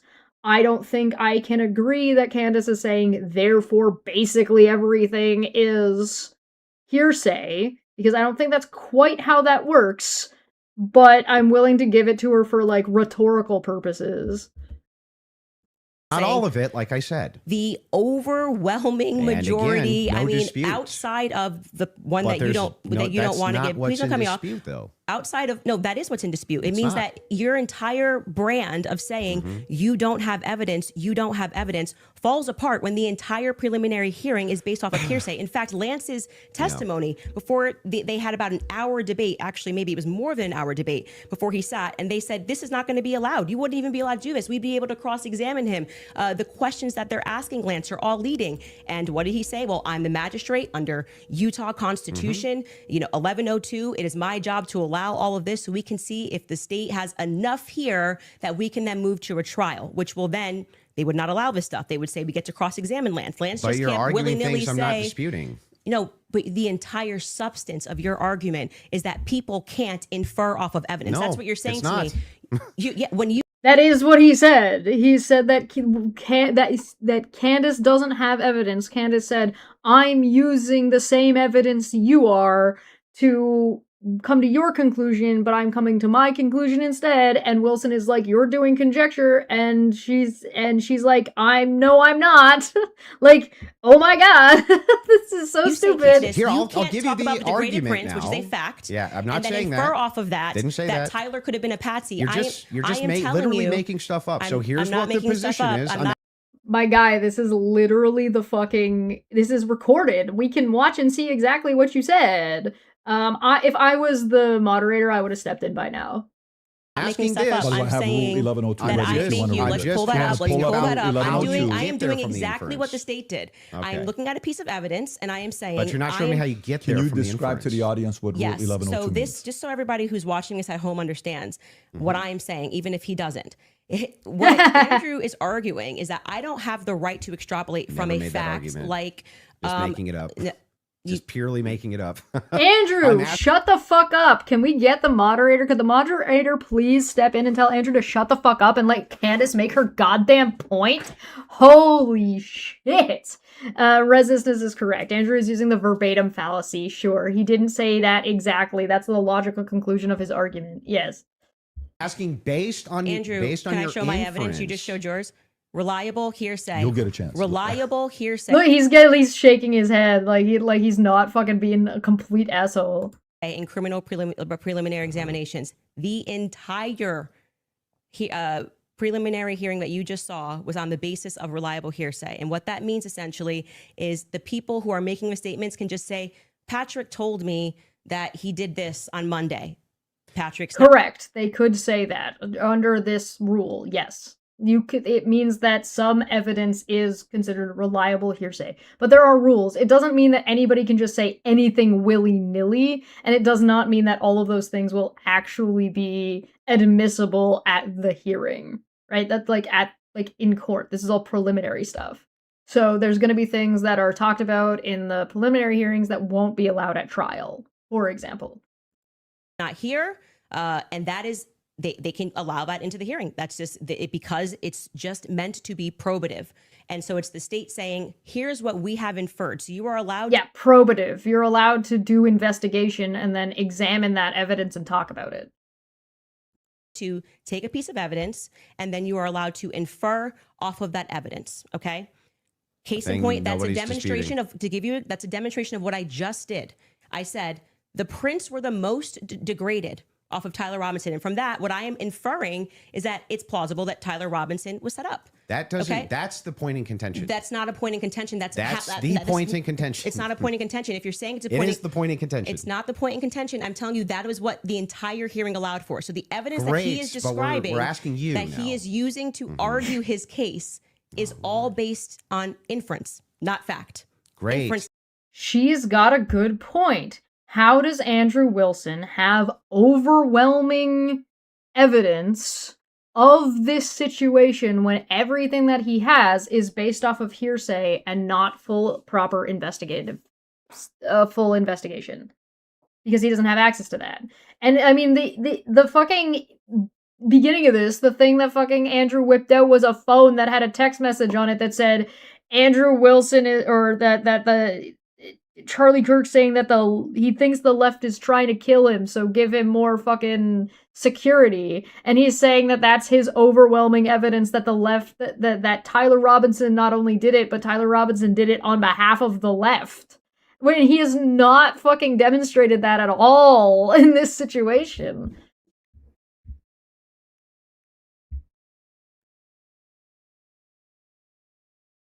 It's not facts. So what they are inferring off of the facts. So again, we're going to take this, and I'm just going to even grant it because it's irrelevant. I'm asking how you get to how fucking gracious of you, Andrew. the inference that even if you dispute that piece of evidence, that means Patsy. I'm looking for the logical chain for how you get to that inference. What I am telling you is it's the exact same way that when you tweeted, I think that this evidence is overwhelming. When they say that looks like Tyler Robinson's car, he drives a similar car, okay? They are inferring that that's Tyler Robinson. Can you walk me through the inference? Right. So that I understand. It's not a fact. Are you kidding? Is Andrew's entire fucking basis just he's stupid? Like, is that actually, like, I feel like, is that really what we're doing? It's not a fact. When you show a blurry image, which you kept citing that we have images. No, I'm talking about your inference that the fingerprints, even if they're degraded, equals Patsy. How do you get that inference? I didn't say it equals Patsy. I think it is enough evidence that it should be explored, which is exactly what this preliminary was in the inverse. That's not what. There is no singular piece of evidence in any situation, even remotely similar to this, that will be definitive on its own. Andrew even agreed with this. In his opening statement, he said something along a similar lines.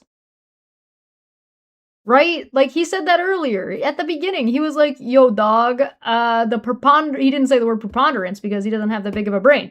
Yeah, he's just like, explain it to me again, explain it to me again, explain it to me again. I feel like she could have just had a yak back and just hit fucking play on it and shoved it up to the fucking microphone.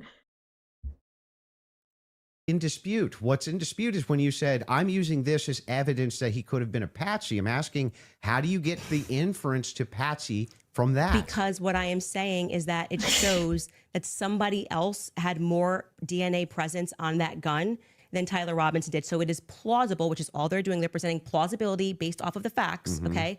It is plausible that somebody just took his gun and put it there. That's it. Is there equally... That's how it works. And is there equally 100 other plausible explanations? I think that's the reason why. No, I think Andrew, you're confusing the word possible or with probable. Is it possible that there are other things? That doesn't mean they're all equally as likely, right? It's possible that I could turn inside out 30 seconds from now. Is it probable or plausible that will actually happen? No, that's not how that works. Learn words better. You're a podcaster. You spend all your time talking. You would think you would know what some words mean. God, this is embarrassing. And most people are exploring when things don't make sense. Got it. So yes, at the beginning of that, this is how the court process works. So just so we're clear, if there's 100 other plausible explanations, then Candace, why is it that we should go with this idea that it was a Patsy? Why should we go with the explanation that Tyler Robinson did it, Andrew? Fucking, why is he I was not coming into this on anybody's side, and I am staunchly, you see this screenshot of her right now? You take my little goblin and you put that little goblin poking up over the corner of that fucking chair, because fuck you, Andrew, you suck at this. I'm not saying that we should go with the idea that it was a Patsy. I am saying that there is... I thought that was the whole defense, your whole claim today. My whole claim was that there is more evidence that he is set up as a Patsy. How does that equal evidence of Patsy? I don't know. She already explained it, Your Honor, asked and answered. How many times I can say this? Like, I'm saying that I am using the exact same mechanism that you are accepting for some reason in the Utah courtroom. Yeah. Right? To say, I'm going to look at the evidence and I'm going to infer an alternative theory. So you just saw the states and you're accepting it. And they are They have not presented any concrete facts. You listed on your own Twitter that what you found to be convincing was something that looked like his car pulled into the driveway, a blurry. You know what this reminds me of? This reminds me of that video that I watched that was Ben Shapiro and Steven Crowder. And Ben Shapiro, like, Steven Crowder is so unlikable and uncharismatic and so unfunny that he made fucking Ben Shapiro, by comparison, like the funniest dude in the room. Holy moly. Image. No, I didn't. The standard white guy coming up the steps that could literally be anyone. This never happened. Can we get a fact check on that? Can we pull up his tweet where he goes over I the didn't say four? that's what convinced me. When you Candace out here with the fucking the receipts. Let's go. Actually didn't say it's what convinced me, but you said this is the evidence that you found to be overwhelming, and you named, I believe, actually 5 things. I think you said it was his car. If I had to pick being in a room with Ben Shapiro or Steven Crowder, I would pick Ben Shapiro every time. There is no, absolutely. Said it was. Well, there's multitudes of things that I find You to just be said you didn't say compelling it, so we're going to evidence. get a fact check on that. You Sure. did. Go ahead. You said the blurry images coming up the steps. Quite literally, when Officer Bagley testified, they talk about when I'm talking about making inference. This is the most, I thought, was the most absurd testimony I've ever heard. And pardon me, it was actually Hull, David Hull. They asked him a question. How did you know the guy in the maroon shirt was the same as the guy that came up the stairs later that was wearing the American flag black shirt? And he said, they're wearing the same shoes. Why is that absurd? That's how you decided these two are the same people. Oh, wow. What a scientific. They're both wearing Converses. Okay. That's an absurd thing to say. That is not evidence that these are the same people if we're both wearing Converses. That was what he said. That's what flew on the stand. But I still don't understand how that. No, I think that she's got a valid point. Seeing somebody's shoes on a blurry video being the same brand is certainly not enough to definitively make the statement that they are the same person. That would be absurd. If somebody, it's an absurd thing. For instance, if somebody were to change their clothes but keep the same shoes on, wouldn't you utilize the shoes to try to track that person? If The they were idea changing that their on a clothes? college. Oh, Andrew, come on. Please tell me you at least have an argument, my guy. You're the one who said you had overwhelming evidence. Campus, 2 people wearing this totally different outfits, but both wearing Converses can't happen. Is such an absurdity that I don't even need to argue that. I'm just going to let people deal. Why is it absurd? Just concede that point. Obviously, it's an absurd thing to say. I'm not I know sure, these are the same people because they're both wearing Converse. Yeah, I'm not sure if in context that's what happened. But it even is. if it is, you can get a fact check on it. But even if it is, again, She's called for 2 fact checks that have not come up, and I'm wondering why they haven't pulled them up. Moderator, do you have a reason for that? Is that because the fact check is just taking time to do? Because that's happened sometimes. Or if they're looking for the tweet and then they're also looking for I will remind you, they each have 3 people on each of their sides in the back that can pull fact checks for them. So maybe it's because it's taking a little bit of time. I'm not going to be try to judgy about it, but she's called for 2 that haven't popped up yet. I'm just noting that. and it was if Hull. we're utilizing inferences, whenever we're dealing with logic and we're dealing with making a logical inference, we're going to take the entire collaboration. All right, no. Don't you start talking about logic. I don't think you've earned that right, Andrew. Of evidence, and then we're going to make inferences from that. You would do that with any type of logical proposition. Otherwise, you could never have a true or false claim. But you just told me I couldn't. So do when that. I never He did. He just said she wasn't allowed. happened. You're just making stuff up. So anyway, when we're talking about logical inferences, what I'm looking for is the logical inferences that you have that Tyler Robinson's a patsy based on the totality of evidence that you have. We can keep going through your other evidence, but we should find his tweet where he lists. Yeah, we would love to cover more than one piece of evidence, but Andrew is stuck on why doesn't your one piece of evidence cover the whole thing? The reasons that he was convinced. So let's start with the 30-06. I think that's fine. Your team's looking for. Do you remember how long ago that was? The tweet of the 5. Did you delete it or no? No, Did I you don't delete delete tweets? tweets. Okay, cool.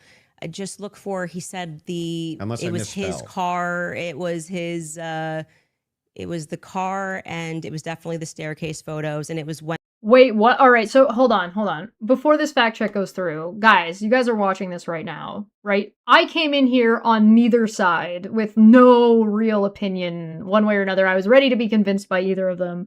Right now, Candace is definitively dog walking and has been dog walking Andrew so far, in my opinion, but I want to know what you guys think. As of right now, 40 minutes into this debate, who do you what's the score? What's your scorecard at? Like on a scale of 1 to 10, who's doing good here? You guys tell me what you think so far. Are you serious though that Andrew is walking around saying that he won this? Something crazy better happen in the next 2 hours, because we still got 2 hours of this. But like so far, Candace is definitively winning the debate. So far, like strongly winning the debate. That does not mean that I necessarily agree with her, because I think that's a different question. But I think that Candace is winning so far. You want me to run a poll? Okay, yeah, I'll put a poll up. I'll put a poll up for you guys. The poll's gonna be on YouTube, not on Twitch. So unfortunately, you on Twitch are gonna have to do it yourselves. At 40 minutes in, who's winning? Question mark. Andrew. Candace. All right, let me know what you think. Like I'm in Candace's camp right now. It doesn't help that Andrew's an unlikable prick. But you know. Okay, all right. While you guys vote, I'm just gonna be right back. I'm gonna go get a fresh tea. And literally want both of them to lose. Yeah, valid, fair. This is a fair position to be in. But I will be right back.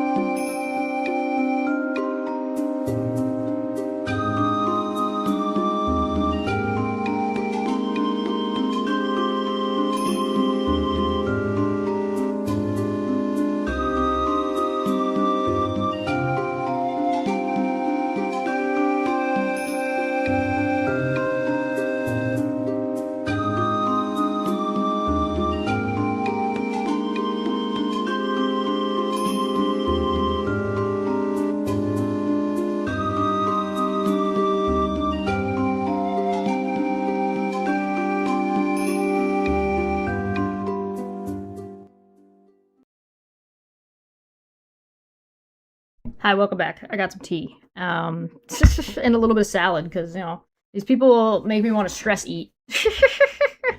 Alright, okay. Alright. Whew. That's some interesting opinion you guys got. I mean, I don't... yeah, we can talk about a little bit more about that in the future, but right now, the poll is at 100% Candace is winning right now, so, you know... Let's go. When the trial was okay, going on. she has it. Perfect. If you got Skylar has it. If you want to pull it up so we can see it. Somebody said, so give me the clear evidence right here. I want you to provide it right here. All I heard from the investigator was, we believe this to be Tyler Robinson. Is belief something you go as a fact? You wrote the car pulling in. That's a totally blurry image. Robinson getting out of it. You have no idea if that's Tyler Robinson. The fact that he is seen 4 other times on camera, the fact being just a standard white boy with brown hair was seen walking up staircase. The DNA on the roof, we should discuss that. And on the screwdriver that he left behind, it's overwhelming, man. Yeah, but that's not... Yeah, that is definitively exactly what Candace said. That is him stating that the car pulling in and the footstep, like that is being called evidence, clear evidence, according to him. Okay. An exhaustive list. Well, just so we're clear, you did tweet it. But it's not an exhaustive. Yeah, well, but just 5 seconds ago, you should concede. You said I only said this one thing and said that was overwhelming, actually. That's not what I said. It is. You could even Patrick, pull your did own I clip. say that? Can you I do not think that's what she said. Yeah, fact what up? check if that was said? Look at Candace's face. This goblin ass looking fucking Did I say that? face. That face. Can you Seconds ago, you should concede. You said I only said this one thing and said that was overwhelming, actually. That's not what I said. It is. You could even Yeah, the face. Yeah, I seen that. I caught that. Can you fact check if that was said or not? I did not hear her say So the this. thing is funny here is like we still aren't getting to any of these inferences. So why are you pivoting? So but just say you were wrong. It's cool to just say I was wrong. I'm not wrong. So back to the tweet. Bro can't even admit what he said when it's put right in front of them. That is not a good look.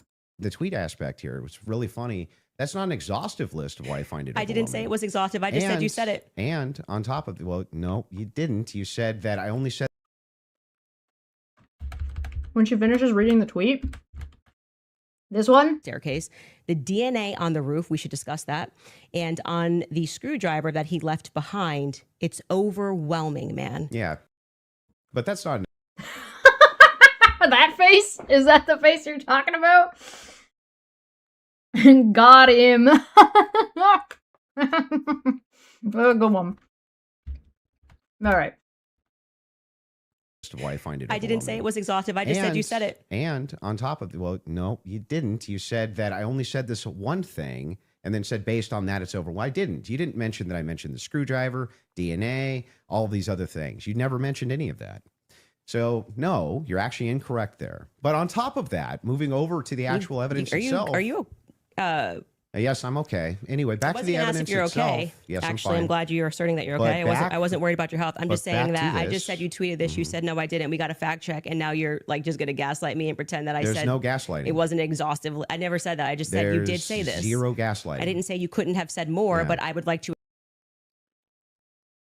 This is a little bit of column A and a little bit of column B, and I will explain why. All right, let me explain why. Andrew should admit that this is what he said, because that is what he said. He would do better to just say, that's what I said, but that wasn't the only thing I said, in which case she should concede that, yes, that wasn't the only piece of evidence.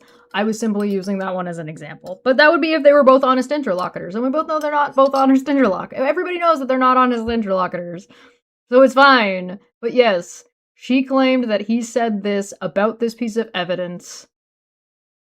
He's saying he didn't say that. They pull it up. It says that. It doesn't only say that. So there you go.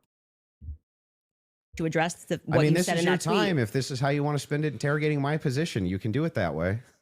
I'm just addressing what you. Yeah, that's what you're here for. It's a debate. Of course she's supposed to be interrogating your position. That's what you're here. That's why you paid her $300,000. What do you mean?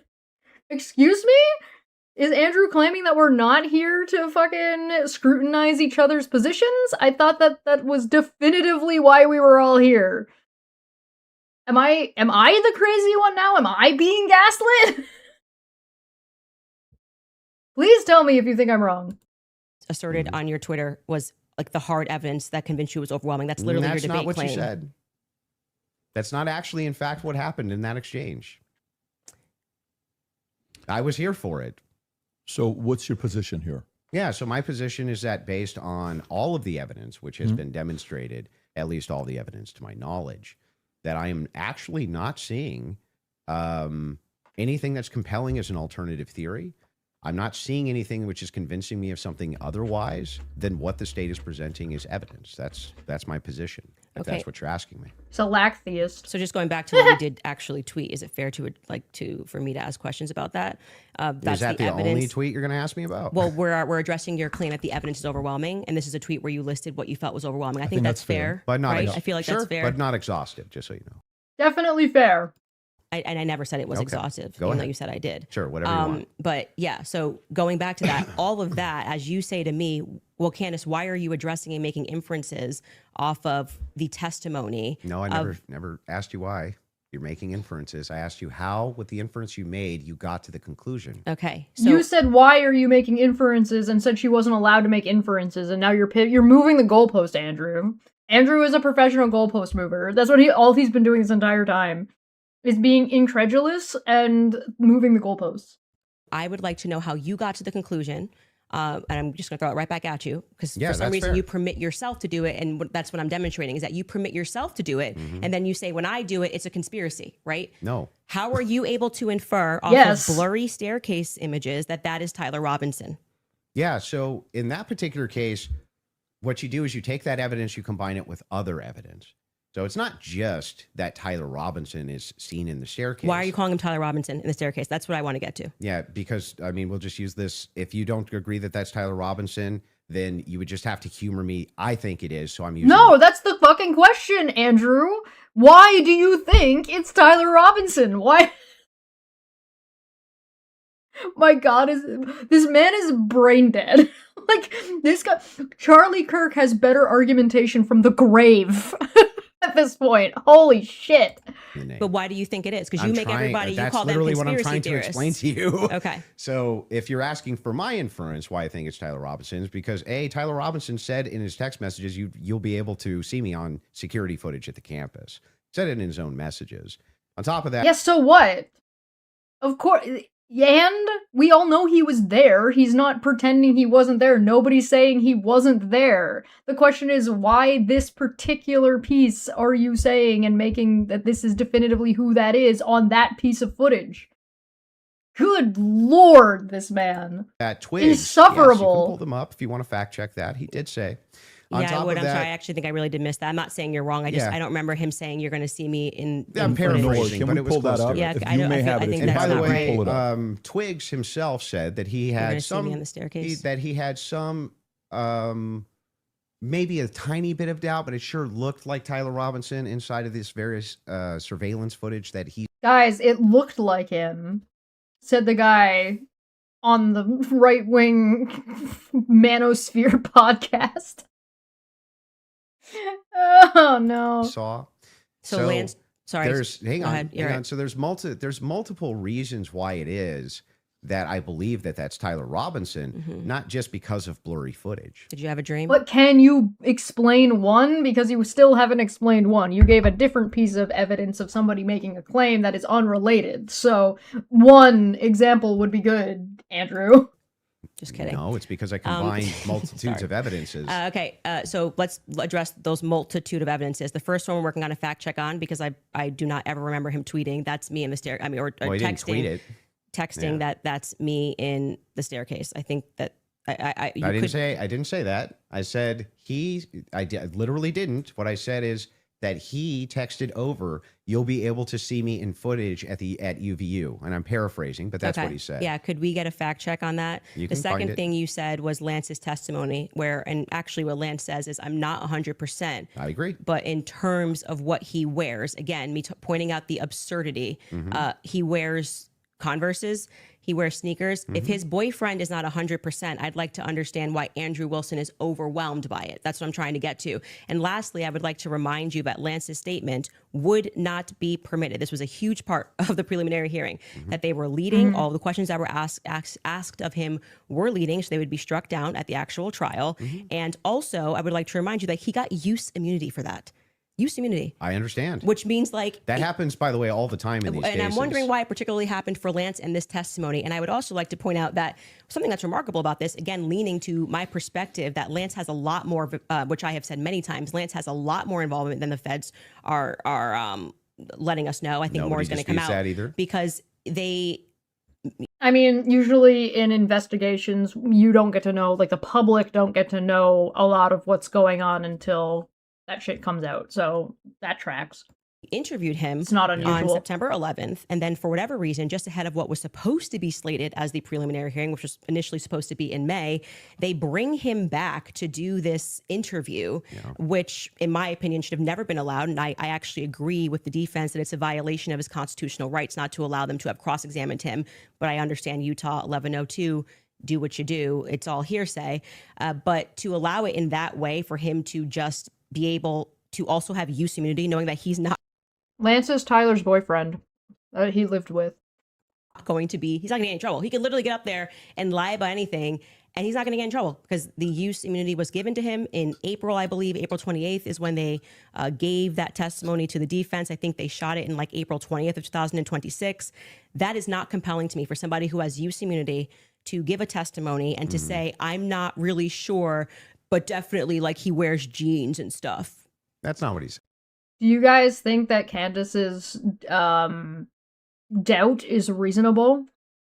Like, do you think that her incredulity is reasonable here? That she doesn't find this particular piece compelling to her position?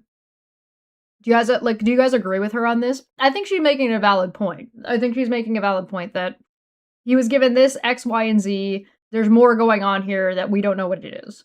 Is that reason to draw additional conclusions? Maybe not on its own, but yeah, common clothes that this guy says that he wears under these hearsay immunity conditions.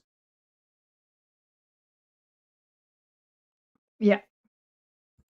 He did actually. You can get a fact check on that. Yeah, that's Skyler, not, I think he said pulled much it up more if you than want that. to. So a couple things we have. Yeah, but her's not citing his entire testimony and quoting him in one spot doesn't mean he didn't say that, Andrew. Just because somebody said you said this and they didn't then repeat everything you said for 2 hours does not mean that they didn't quote you accurately, Andrew. Nobody's saying he didn't say other things, Andrew. I'm sure he did say more other things. Can you deal with the thing we're talking about? Good Lord. Rule 801, Tyler's messages, that says it's not hearsay. But first, go to what Candace is asking about. Skylar, I think you have it. You just texted me if you want to pull it up. You said you have the text. If we can put that up on the screen. Thank you. It was me. Look at the pictures from the surveillance footage. It was me. Okay. I literally said to you, it's not an oof. I said I didn't remember this, and I'm happy to have a fact check on that. Okay. I didn't call for the fact check saying you're wrong. I literally said I don't remember that from the time. I'm just saying to you, like, I'm trying to be concise for you. And then also bring the 801 that you just said. What was the other one? Oh, so Andrew being concise is okay, but Candace being concise is not. And I just want to. I think Candace at the beginning of this was right.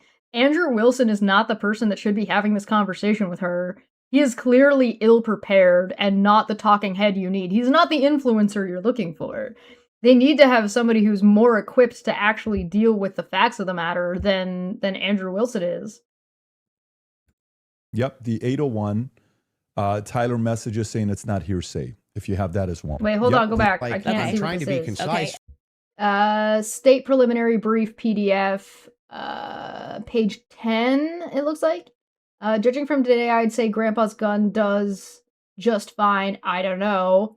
I'm going to turn myself in willingly. Hey guys, I have bad news for you all. It was me at UVU yesterday. I'm sorry for all this. I'm surrendering through a sheriff's friend in a few moments. It was me in brackets, ellipses. Look at the pictures from the surveillance footage. It was me. I'm serious, end quote. That's what it says. And then also bring the 801 that you just said. What was the other one? Yep, the 801. Tyler messages saying it's not hearsay, if you have that as well.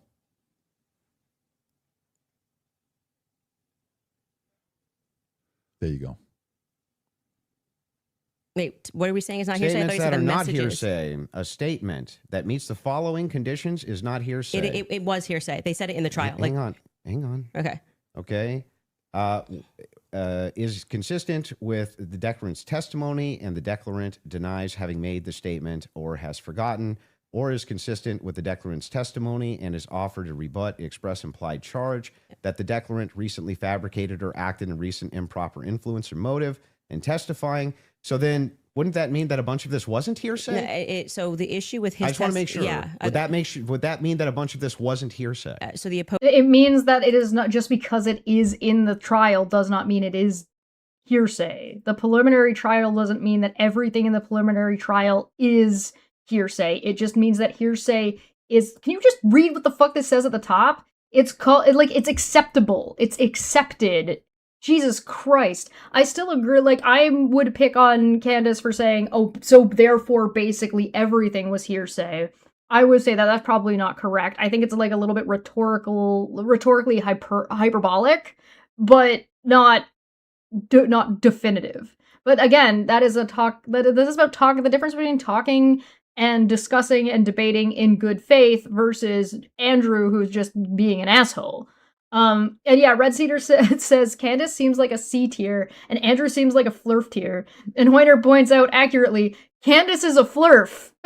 Candace thinks the earth is flat. How are you worse at debating than a flat earther, Andrew? Opposing party, which down the line, like I said, they talked about this for about an hour and a half, and they discussed how if Lance was in court and he was giving his first party, giving his testimony as the opposing party, whatever, all of this would be fine. They had an issue with how the questions were being asked and that they were not allowed to cross-examine him. Mm-hmm. So that is why his video testimony would not be accepted in the main trial. And what I said to you is this entire preliminary hearing is under Utah's 1102. So they are allowed to just use hearsay. And no, so the you didn't judge, say that. You said most of it was hearsay, actually.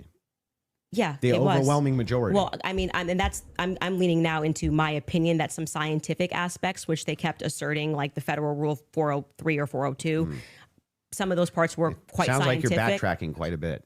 No, I'm not backtracking at all. What do you feel like? Let me help you. Where do you feel like I'm back? Like I said, her statement was a little bit hyperbolic, which is, common for these types of discussions and these kinds of debates. So I don't think she's really backtracking. I think she's giving additional clarification on something that probably didn't need to be clarified, and the only reason we are is because Andrew's a pedantic asshole. Backtracking. It literally was done under Utah's 1102. Yeah, nobody disputed that. Okay. What the dispute was is whether or not... No, you disputed that, but okay. Most of it was overwhelmingly hearsay. Yes, is that the case? It was. Yes, okay. That's a fact. I'm not backtracking on that at all. And what are the things... How many times did you... I mean, if you watch the preliminary hearing, it's like they constantly... I'm 1102, 1102, 1102, 1102, 1102.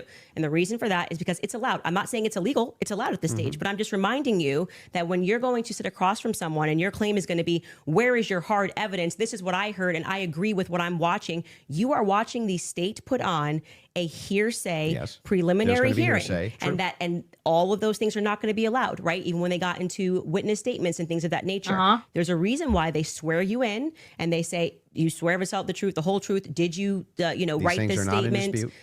So it's the overwhelming majority of what you saw was hearsay because other people were representing other people's statements. They were saying they had conversations. We don't know where it came from. All allowed at this stage. Okay, but it's hearsay. So but even a lot of that stuff may not fall under hearsay under what we just read, right? But the evidence that you're speaking about, like when you say that we're going off vibes, you don't know Tyler Robinson, okay? His boyfriend is not 100% it was him. So I'm going back to your points that you made that this was overwhelming evidence for you. That doesn't make sense to me. Well, overwhelming. Yeah, he's wrong about that. Andrew is just... I don't know if it's because he doesn't know or he hasn't done as much work as Candace as in understanding this situation. But no, if things are being admitted under that rule, the rule is defining that stuff as hearsay, as per the rule. Stuff that was not submitted under the rule could be hearsay for other reasons, or could be rejected for other reasons, or etc., etc., etc. But anything under that rule is definitively already decided to be hearsay. That's why it's being submitted under that rule.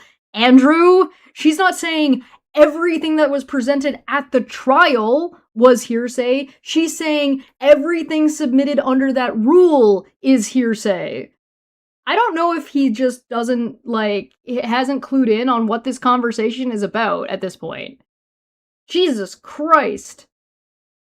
Just means you can't consider another option that there could have been another white guy wearing Converses on campus? Yeah, do you agree with me that I said that what overwhelming means to me is that it's just very convincing to me? Yeah, and I find it... But that's not what the word overwhelming means. That's just not what that means at all.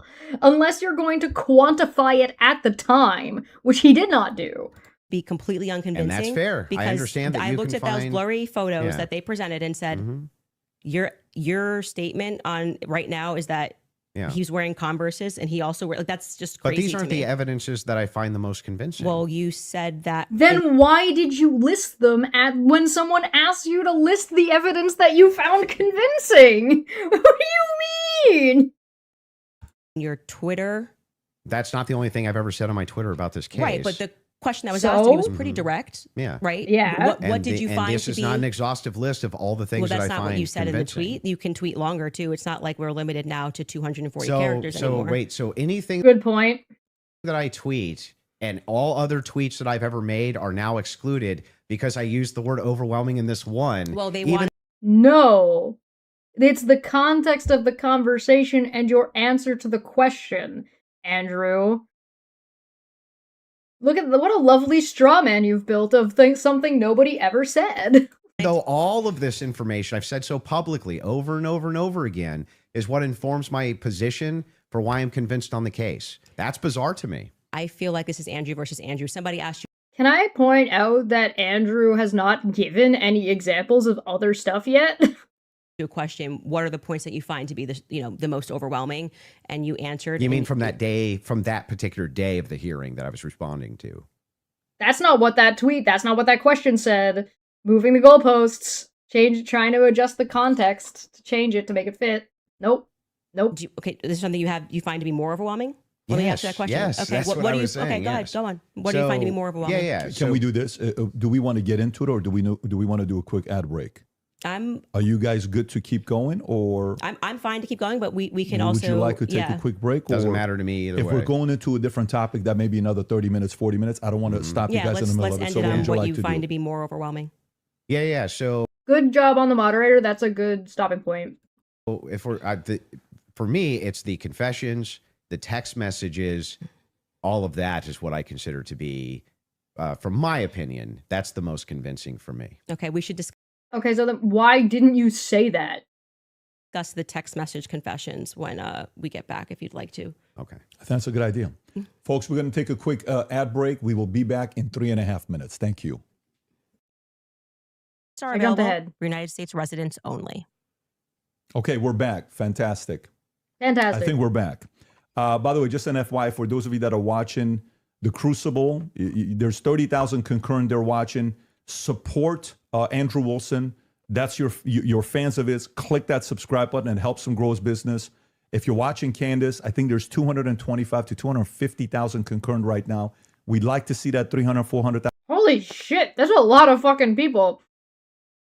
Number on there. Click that button as well to subscribe and share it with your friends and family. And if you're watching. Hey, you remember when I said at the beginning that we can't just ignore what these people say because they have a lot of fucking influence and have a lot of people fucking watching them, so we kind of have to watch through and discuss this shit? There's my justification right there. On PBD Podcast, do the same there as well. This allows us to have more conversations like this. The mainstream media hates the fact that we're having these conversations right now. Just so you know, they want to control it. This is free for all. This is what's best for the audience. That's why we like freedom of speech. Having said that, let's go Fucking what? Okay, whatever. back into the text conversation you were having, right? Okay. Let's stay, and then we'll go into the cross-examination stuff in about 30 minutes. Okay, that sounds fair. Okay, so yeah, I used basically three pillars for the totality of the evidence. Okay, so if you want to know exactly what those three pillars are, this is going to be the testimony with the text messages and the confessions. This is going to be the physical evidence, and this is going to be the totality of the summary of the case. Okay, so right now we're focusing on one of these pillars in my defense, which is fine. I understand that I have to defend my claims as well. So when we're talking about the messages themselves, they seem totally valid. I have no idea why they wouldn't be valid. And I have not heard any good explanation for why it is that these messages should even be questioned. The defense hasn't questioned them, as far as I'm aware. Nobody has actually questioned that. Yeah, it's only been a preliminary hearing so far, my guy.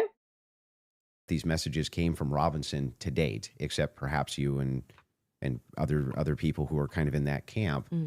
But why should I question these exactly? I'm not sure. Okay, so first let's just go over legally what the point is of a probative hearing.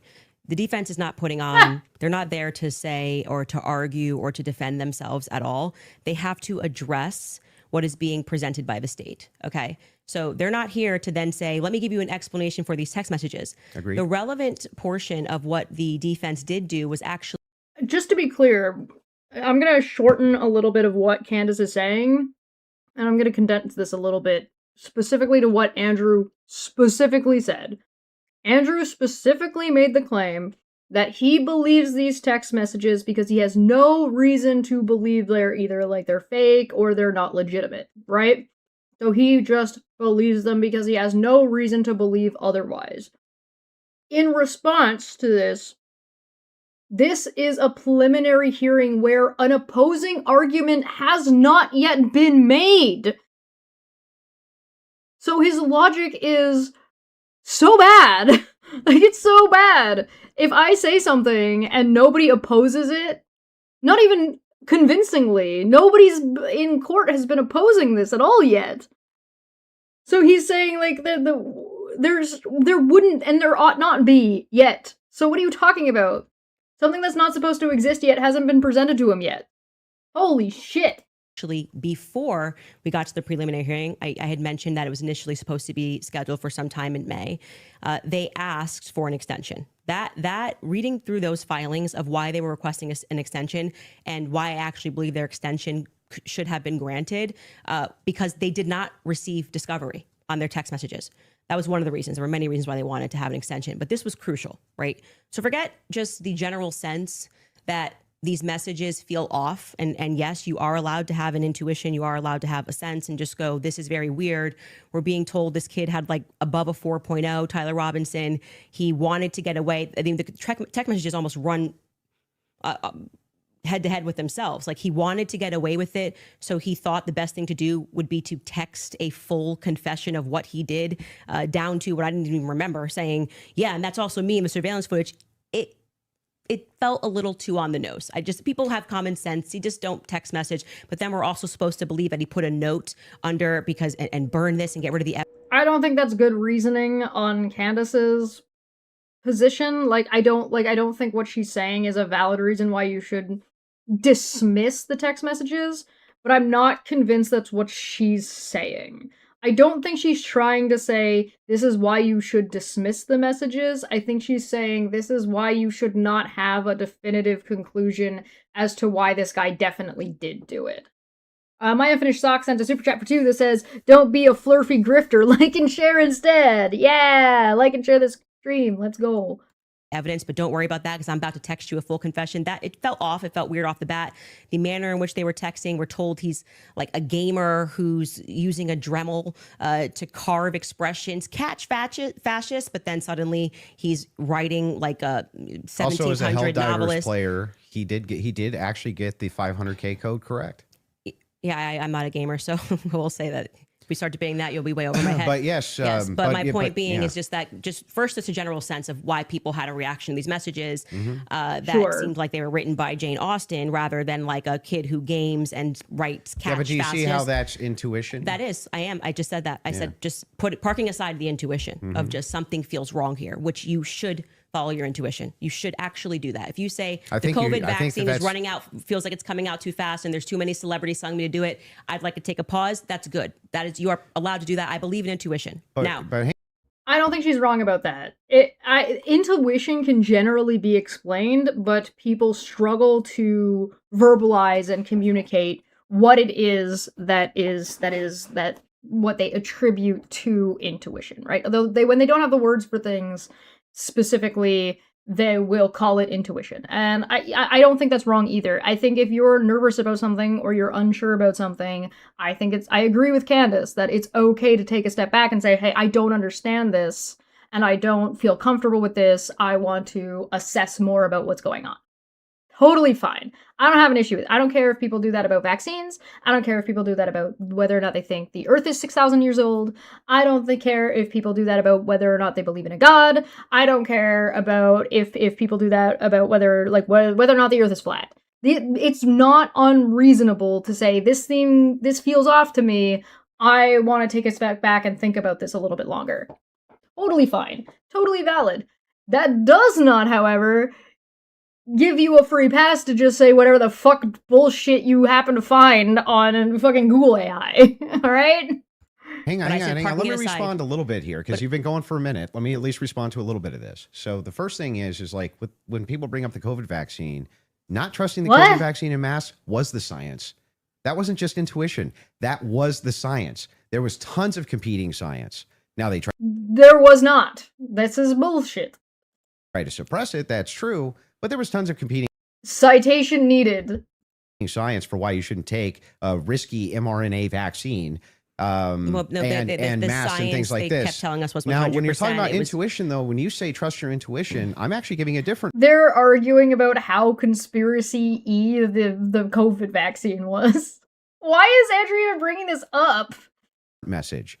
You actually should be very wary about trusting just your intuition. It is true that intuition can be useful, but it has to be tempered with logic, reason, explanatory power, and evidence, not just intuition. That's why we're parking it aside. Intuition. Right, yeah, she never said that.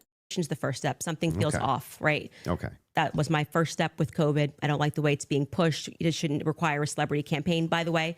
Another element of that is why people don't feel good about the Charlie thing. Why do we have so many influencers saying things? It's over. Why are you guys all using the same adjective? Can you switch it up? I'm overwhelmed. Like, chill. Like, you could say, I found some kind parts like compelling. I think this should go. Like I found some parts compelling. Maybe we should, see at the trial. That would be Don't you think Fed slop's a buzzword for the counter industry? But everyone on the same day of watching this trial, which was, I would say, not overwhelming at all. Nobody came in medium, right? No one came in like there were some interesting aspects. This was a little suspect. But I do think it's enough to go to trial. She's saying that the discussion seems fake. She's saying that all the influencers all agreeing with each other is suspicious. And I don't even think she's wrong. I think that that's if all of the people, so this is the thing with like being in an echo chamber, right? If all of the people that you watch all the time always all agree with each other and happen to agree with you all the time, maybe you should expand your horizons a little bit. Maybe you should look outside of the bubble of influence that you're participating in. But you do you, I guess. Dead internet theory, yeah. They all came in like they were passing away and we're going to die from being overwhelmed. Well, they're trusting their intuition. Okay. Well, actually, in that scenario, they're looking at the preliminary hearing and have a reaction to it. It wasn't their intuition. But like I said, parking aside, just getting to the substance, parking that aside, aside just your general intuition. Sometimes I might be second messages. My unfinished sock for 2 said, don't lack self-awareness, like and share instead. Yeah. Then we look at the filings, which came from the defense, and they were requesting an extension saying, we have gone to the prosecution and we have requested all of this stuff in discovery. Yes, you are saying that you took Lance's phone, okay, and that you collected his phone on September 11th and that you sent it off or whatever. You took a picture of the text messages and we are being given these text messages to review. Crucially, Kathy Nestor said, I have not even been given access to my client's phone during this hearing. She said, I haven't even been given access to my client's phone. She can't tell you, as a part of their discovery request, is it's not enough to say to me, Candace, I just got a text message from Candace. And I say, I didn't send that text message. Maybe that's what her client's saying. We don't know because we're not at the trial, right? Maybe he didn't send those messages. Could there be someone who logged into his Discord? Could there be someone who logged in to his Apple? George could be sending text messages right now. We are married. He has every login that I have. And remember, he's up for a death sentence. So if I'm able to sow reasonable doubt with common sense, he may come during the trial, and when they actually have to address these points, say, I did not write those messages. I was here. Lance, my boyfriend, was logged into my phone, logged into my Apple ID and my iCloud, sending messages. I know that we have the capability because my husband does it. He has the capability to send messages from my phone.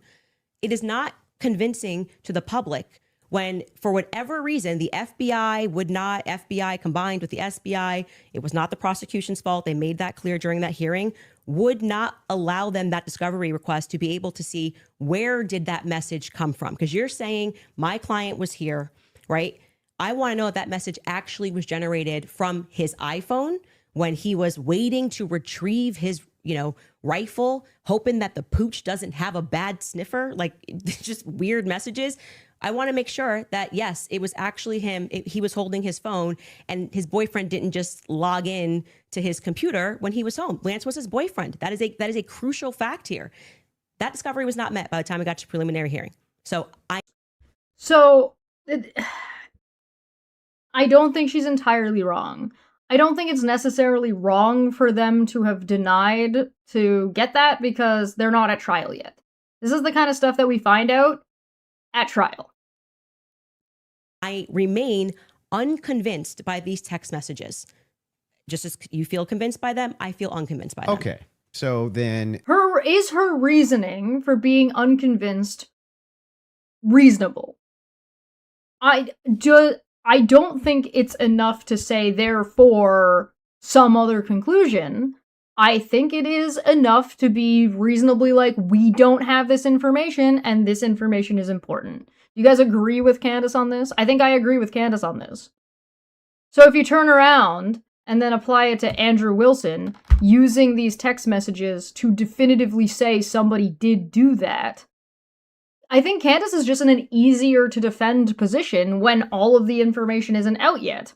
Her position is, we don't know, and we should be suspicious for X, Y, and Z reason. And Andrew is saying, this is overwhelming evidence that this person definitively did it. I don't like Candace Owens. I disagree with her on a lot of shit. But, bro, she's not being unreasonable about this. In trial, the state would need to provide the sources for the messages. You need first off the block, you know what I mean? How would having access determine new details? Well, again, this is the preliminary hearing, not the trial. The opposition or the defense logistically has to have access to that stuff. How are they supposed to even build a defense when they don't have access to the information? So it might not determine new details, but it will determine what the defense is going to be. Right? Or if, like what Candace says, the guy says, I didn't send those text messages. So having access to that will say, okay, here was the time, potentially the location of where these messages were sent from. And if they can determine that the client was in a different location and has an alibi and therefore did not send those text messages, that access would determine new details. Right? The idea here is the reason that you don't think that these are valid text messages, and you don't, right? It has not been proven that these messages are valid, and they don't sound valid to me. I don't think anyone, Sure. even if someone was selling pot on the corner, would be smarter than to write a full-fledged confession. He even writes, I thought I would get away with it, and I was hoping never to tell you until old age. And then we're being told that he wanted to commit suicide. And Okay, but he just said he wanted to get away with it, but he's not smart enough to, I don't know, maybe not text it's such a confession like we've never seen. I think this would be like the first time ever somebody has start to finish written an entire, I'm in this surveillance footage and I'm here and I'm wearing my Converse. I'm being a little facetious here, but it was a little ridiculous. It didn't pass a sniff test for me. You have kids. And you love them more than anything. I do. If it was the case that you thought that your kid was innocent, wouldn't you be out telling everybody and their brother that you thought that they were innocent? And also, wouldn't you maybe recant and say, hey, he didn't actually confess to me. He didn't actually, none of this happened the way that the state is presenting it. What would have prevented? Not every parent loves their kids, Andrew.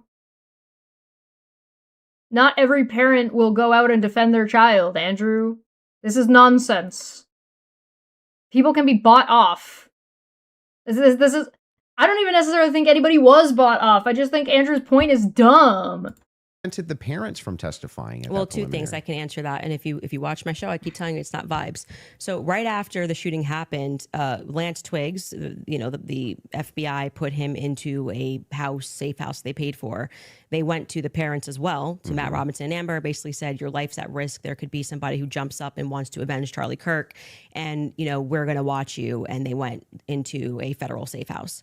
What happened next is that they started thinking that the feds were maybe gonna, maybe not as honest as they thought. And how do you know any of that? You gotta watch the show, right? Yeah, no. How do you know that? I had a source within the Robinson family. You have a source, an anonymous source, of course. So there's no way for us to verify. No, not a fully anonymous source. A source that within the Robinson family is not a random fucking source of nothing, Andrew. That's not how that works. Oh my fucking god, this man is unbelievable. Please, Andrew, get your shit together. Verify that what you're saying right now is actually even true. Do you find it to be reliable hearsay? No, I don't find it to be reliable at all. It's just a source. I'm just doing what the prosecution What you're doing is did. a cool story. It's not cool. Well, you must have hated watching the preliminary hearing. You can say that you just don't believe her. That's fine, but you're asking what convinces her and what her argument is. You're giving us a cool story. Wait, you're saying that according to your sources, that the reason that the parents haven't recanted any of this... Recanted what? They have no statement from the parents. Wait, I just want to make sure that if it was the case, it was being reported in mainstream media that your father came to you and said, hey, is this you? What's going on here? And then he and one of his buddies took you in where you turned yourself in. You wouldn't go out and be like, no, that's not what happened. That isn't what happened, though. You're just wrong on this. Okay. Maybe I'm paraphrasing. What am I wrong on? So what is your... Sorry. Maybe I'm paraphrasing. Are you? You should know whether or not you're paraphrasing or not. There's a difference between... Andrew, you being wrong about something and incorrect doesn't mean you were paraphrasing. That means you were wrong. That's not how that works. What are you talking about? So you don't know if what you're saying is a paraphrase or not? But if you are wrong, you were actually just paraphrasing, therefore you weren't wrong? Why does anybody listen to anything this guy says ever? What the fuck? Sorry, just so I'm clear, where is your evidence that the parents turned him in? Well, no, I didn't say that. You said there's the mainstream media? I said with a sheriff friend. Yes. But the father did confront him. The father confronted what? Tyler Robinson. And where did you learn this? That the Tyler confronted him? That's part of the official documents. Our fact checkers can pull that up. But yes. But I'm saying, when you say official documents, do you mean you saw this on CNN or you saw this play out in the hearing? No, this was one of the things that I went through and fact checked pre-debate. Are you talking about the charging documents? Okay, but where did it come from, Andrew? Jesus fucking Christ!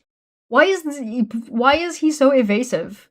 It could have been in the charging documents, but we can pull them up. No. And yes, are you disputing this? Do we have that on the back to pull it up? I can already tell you what you're talking about, the charging documents, because this is where we had to figure out where this story came from, because everyone was operating under the assumption that the fact that she knows better where his information is coming from than he does, just give up. Just throw in the white towel, man. Just throw in the white towel, Andrew. What are you doing? What are you doing? Matt Robinson turned him in. until we got to the preliminary hearing and we understood, like I said, even for that, when you are charging someone, you can use hearsay. It's all probative, right? Sure. Nothing. So they didn't have statements. It's not like Matt Robinson, even though he was interviewed that night. Amber Robinson was interviewed that night by a Fed, separate rooms. Tyler Robinson was interviewed by a Fed. They did not produce statements saying, my son did this. I believe my son did this. But what happened was they did interviews, but also the crucial person here who you just brought up is Mike Mitchell.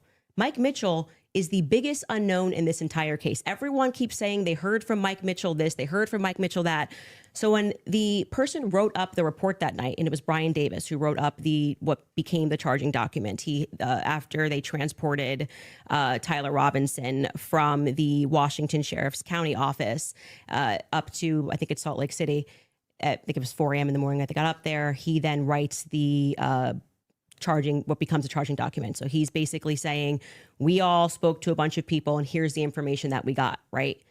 We've not seen that.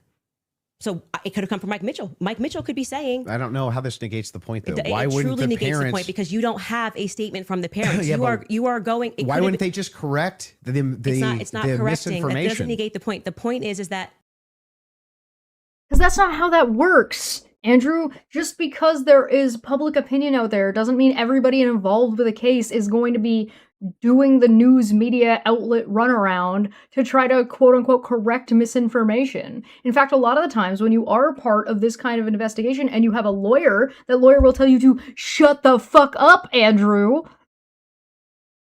How could you possibly be this stupid? How could you possibly be this stupid? we now got the preliminary hearing. If the parents were the ones who said, I'm turning my son in because he's guilty. I didn't say they turned him in. I think you're talking about the over. You said it's been the narrative. Everybody's known this. The narrative initially, which I think you agree with, was that, Matt Robinson knew his kid was guilty and turned him into the police station. What actually happened in terms of Sheriff Brooksby, who was present there and gave a press conference, what happened was this Mike Mitchell character essentially peer pressured him, and we can get a fact check on this. We can find Sheriff Brooksby's press conference. And he said, they know it's you and you're going to come in peaceably, or people are going to be banging down your door. He was a undercover cop, which I don't like that. I don't know what he did undercover. It's very hard to find anything about Mike Mitchell, but he worked with them for 20 plus years, the police officers. The reason why Tyler Robinson knew him was, well, we all know the police will never coerce a confession out of somebody. That would never happen. Because he lived nearby and he was also his Boy Scout leader. How does this negate that the parents could write this second? And by the way, if you had the evidence, I'm going to address that point. I'm just saying that your first point, which is that the parents did this. Yeah, we don't know that the parents. I didn't say that they did ever. Never happened. You're quoting the parents as having said. You said that Matt Robinson said that his kid was. Did you say involved? I don't want to misquote you. Confronted him about it. Confronted him. Yes. And I'm telling you that we have not seen any evidence that is true. We can fact check that. Okay. Because we do have evidence. And I'm saying it's the charging doc, which could have been derived from a statement Mike Mitchell said. Two things I have ready in the back. One is the charging doc, and the other one is the video of Kathy Nestor saying she hasn't seen Tyler's phone. Okay, we can run Kathy to go back, and then just to go backwards to Kathy first in court saying she didn't get her client's phone. Yeah, and then I think we'll go to the. If you're okay with that, a thing not in dispute. These are all things. I like this fact check thing that they're doing. I think it might be able to be done a little bit better than the way it's being like. I like the concept. The implementation, I'm not totally sold on, but I don't know. It'd be hard to do live like this. That I'm not even disputing. Okay, so we don't have to show it. We never get to the thing that I am disputing. Well, I was just providing an answer. We were coming back in from a break because you were talking about the text messages as something that you felt was concrete. So it was just my rebuttal to you that it's not concrete because they haven't had a chance to actually answer that. And she didn't even get to see your client's phone. So that's effectively, again, the state saying these messages are real. You don't get the discovery on these messages just yet. She will during trial. They will actually get discovery on the messages. Don't you think that would make their case fall apart if it was the case that they weren't able to actually pull the data off the text messages? Do you think the prosecution would go to court with fabricated text messages? It's called... Why wouldn't they go to court with fabricated text messages? What do you mean, Andrew? It's not like a federal case. A federal case is not one piece of evidence make or break. That's not how that works. Does Andrew Wilson just not understand the American court system at all? Like, at all? Yeah, I prefer Feline's fact checking too. Feline's usually pretty fucking on point. It's called winners and losers. They may not be fabricated, but by the way, as what they are saying, like I said, Right. if there was somebody logged into his phone, they may not be fabricated. That's the point. So let's get to the Right, she's not claiming they are fabricated in the first place. let's You're get right. to the Somebody parents, else. the parents fact check. That Yeah, was so the I other was one, saying, right? I believe what you're talking about was derived from the charging doc, which was signed off by Brian Davis. Let's pull it up. Let's see if that's correct. He's saying like he's not arguing this as if he's not the one who brought it up and he's not the one who doesn't even know what his own source is.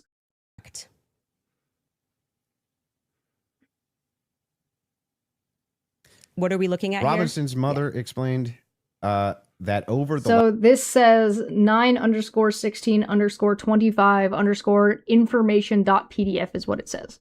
last year or so, I'm sorry. Can you zoom in a Is little this bit? the charging I doc? can't see it. Robinson's yes. father reported that when his wife showed him the surveillance image of the suspected shooter in the news, he agreed that it looked like their son. He also believed that the rifle that police suspected the shooter used matched the rifle that was given to his son as a gift. As a result, Robinson's father contacted his son and asked him to send a photo of the rifle, which makes sense with the text messages. Robinson did not respond. However, Robinson's father spoke on the phone with Robinson. Robinson implied he planned to take his own life. Robinson's parents were able to convince him to meet at their home. Yes. So did Andrew just read Tyler's own dad didn't necessarily recognize him 100% from that footage? That's funny. This is proving my point. This is from the charging document, correct? Yeah. So what I'm saying to you is that 3 people got interviewed on that night. Mike Mitchell got interviewed, Amber Robinson got interviewed, and Matt Robinson got interviewed. Of the 3 of them, only one of them actually wrote a statement, which was referred to in this preliminary trial. He came in, I believe, in March, Mike Mitchell, and he wrote a statement, which I find to be very shady that they decided to bring. But why aren't the parents disputing that? No. Well, first off, that's the question first I've been asking. This is a nonsense question that is irrelevant. Whether or not why would they dispute it? Again, we're back to you shut the fuck up. When there's an investigation and your kid is being held on basically murder charges, you don't just run around to news outlets and tweet and just say whatever because you know what you're going to do? Get yourself in more trouble because you know what you likely don't understand? The law. The parents are not going to ever play in court play to the cameras in court when they have a legal team that is going to be advising them not to speak to the court because your son. Thank you. Yeah, thank you, Candace. Yes, that is the answer. You go to prison but forever. They're playing to somebody. I can't believe it took us this long to get here, but yes. Else who's your source? I'm not going to address that. They're playing to someone else who's your source, but won't go publicly tell the media this is not true? Well, what I did not say to you that I just said I have a source, so I want to be very clear and take it from somebody who. She said she had a source close to the family or part of the family. She has an internal source. Was involved and permanently sued. When I have to take my lawyer's advice, I mean, there's so many things that I want to respond to when people are speaking about. Yeah, but it's bizarre that they would utilize a source which would get the information to you, but wouldn't just go to the media and be like, actually, that's all wrong. No, it's not. No, it's not. That's not even weird. That's not weird at all because it's also not necessarily the parents that she has. The source isn't necessarily the parents. The source could be somebody oh my god, he's so stupid. He's so fucking stupid. He's just using his own fucking, confidentiality is a thing. On top of if she ever wants to have sources again, she has to fucking keep that to herself. On top of whatever legal situation this puts her in. On top of, she could just be lying, which I guess is possible. Right? Candace could just be lying and she doesn't actually have a source at all. She's just making shit up. Okay. And Andrew, this is such a bad fucking line of argumentation. I am telling you that you would nary find a lawyer who would advise you to go to the media. This mother. That it does happen sometimes. There are press conferences and press releases that do happen. They're usually, from my experience, which is not definitive for sure, there are other situations, but in my experience, generally these types of statements that get made once court is actually in session. And it's usually the lawyers making the statement on behalf of the other people. Especially when your son was up for death. If I thought that my kid was in any way, shape, or form going to be up. You couldn't shut me up. Or my wife. Yeah, but you're an idiot, and you're gonna end up implicating your son because you're an idiot. Why are we using you as the base standard, dipshit? Not everybody is a fucking influencer. Not everybody has hundreds of thousands of people watching them doing whatever content. You're not everybody. If she would be like, that's not true. That's ridiculous. There's no possible. That never happened. These people are lying through their teeth. They'd be public whether you like it or not. Yeah, that's for you and your wife. But when a judge issues a gag order in a case and your son is up for death, and your lawyers could be advising you that if you say anything, you could blow the case, you would have a more responsible consideration. I see. And we're speaking. Or Andrew would just be a fucking idiot, and based on what I've watched here, Andrew would just be a fucking idiot and get his son killed. Opinion here, you're like, well, I wouldn't care. I'd violate it, and I'd violate the judge's orders and see what would happen. If you have a source, it seems like they're violating it with them. Not necessarily. You don't know who the source is, so you don't know if the source is under a gag order or not. You don't know what you're talking about. I'm not speaking to a source, but what I am saying to you is speaking just relevant to what this is. We have not seen any proof that statement that is included in this charging document. I think it is highly likely on the basis of the preliminary hearing that all came from Mike Mitchell. And Mike Mitchell would be a part. He's based saying, on the statements of it's him saying the parents told me this. The parents could dispute that. That's going to come down the line, right? They're going to be able to seat the parents. I will say this. Putting together context clues, if the state had it on, 100% certainty that Matt Robinson and Amber Robinson said it, a 5-day preliminary hearing would be a good time to say we have enough evidence, and I can tell you why Matt Robinson made this statement, and here is his statement that he signed. That would have been a good time to present that evidence. That would also be a good time for the defense. You also don't necessarily, you're not the feds. So the feds might have a different fucking take on that, right?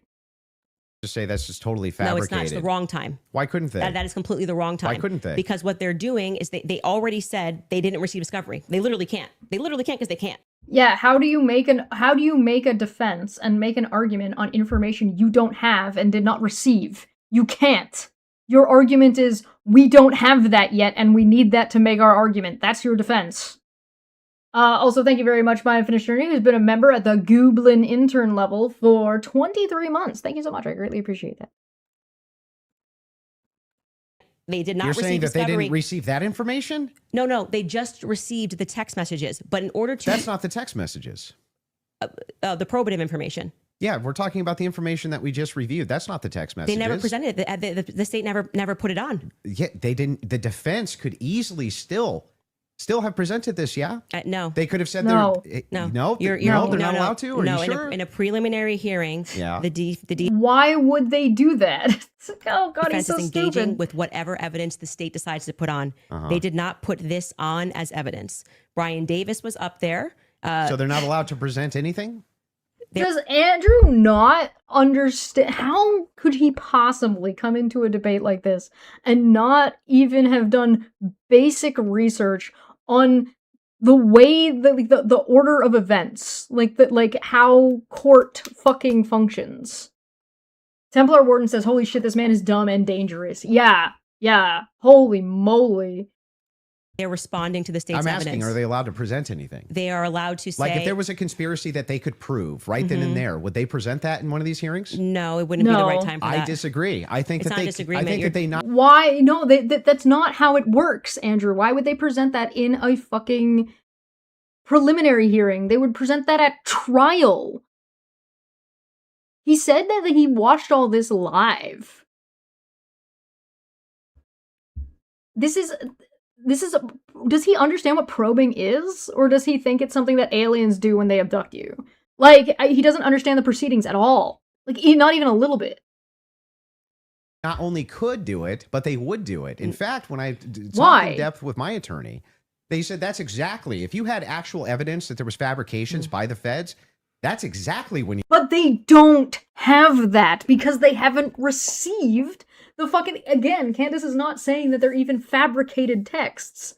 She's saying they don't even have that information to make the case in the first place. He would introduce that. So when in the document that they filed yesterday or a couple of days ago, the appropriate, like what you're doing at this stage of the hearing is the state is saying, you know who's actually basing his opinion off of vibes and based off of just whatever he was told? Andrew.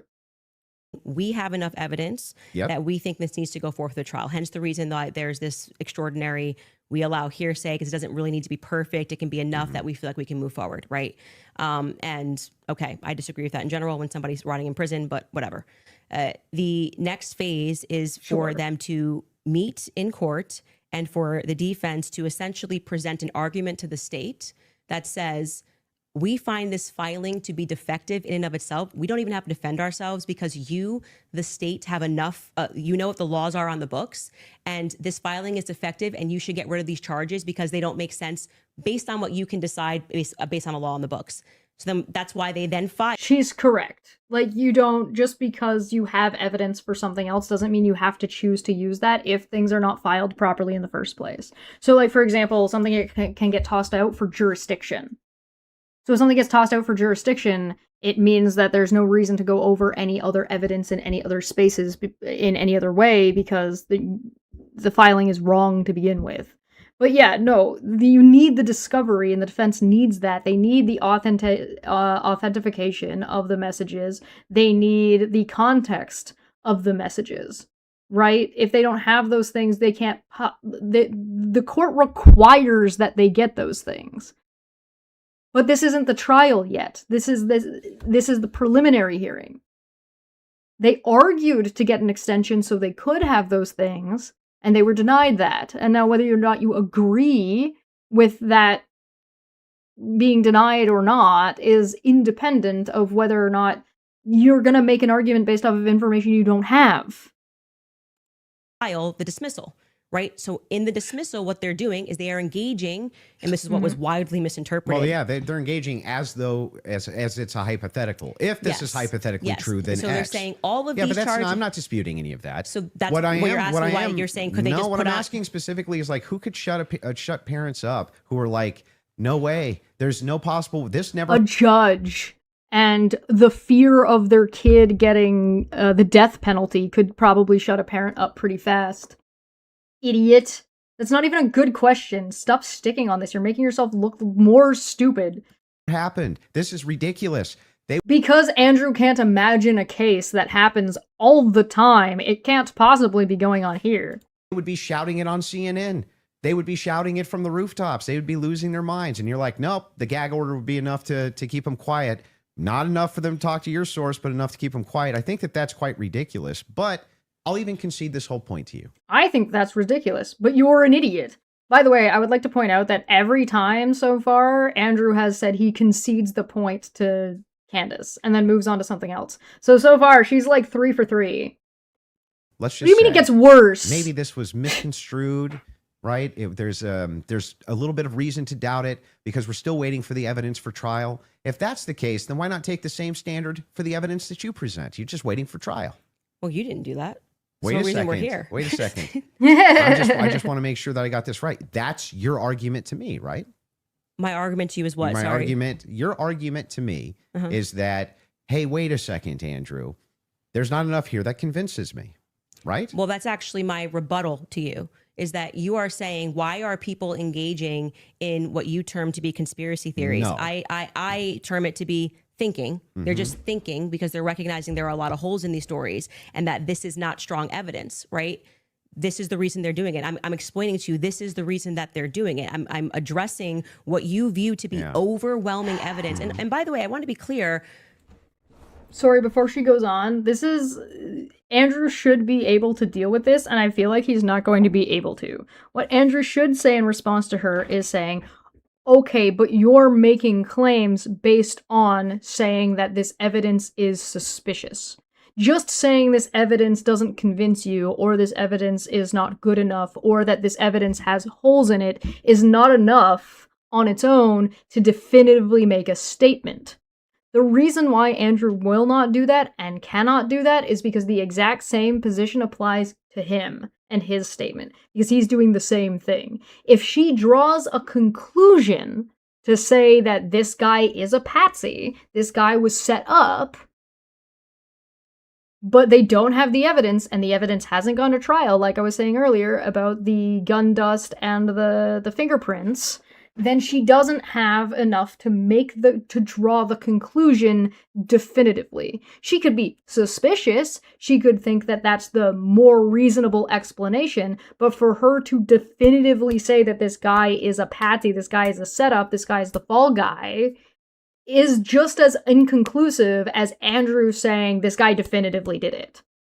So realistically, if you wanted to be the most reasonable of this situation with so much information being up in the air and so much of the argumentation not happening yet, if that's the stuff that they're going to talk about, which is what they've been talking about, then your thing is to say, well, I don't know if he did it or not, but there's a lot of information that we're missing that we need to look into. Which I think Candace would agree with, but Andrew would not. Andrew is taking the position that you're not, no, this is definitive, and the evidence that this guy did it is overwhelming, whereas Candace is saying, a lot of this shit is sketchy, therefore I think this guy was set up.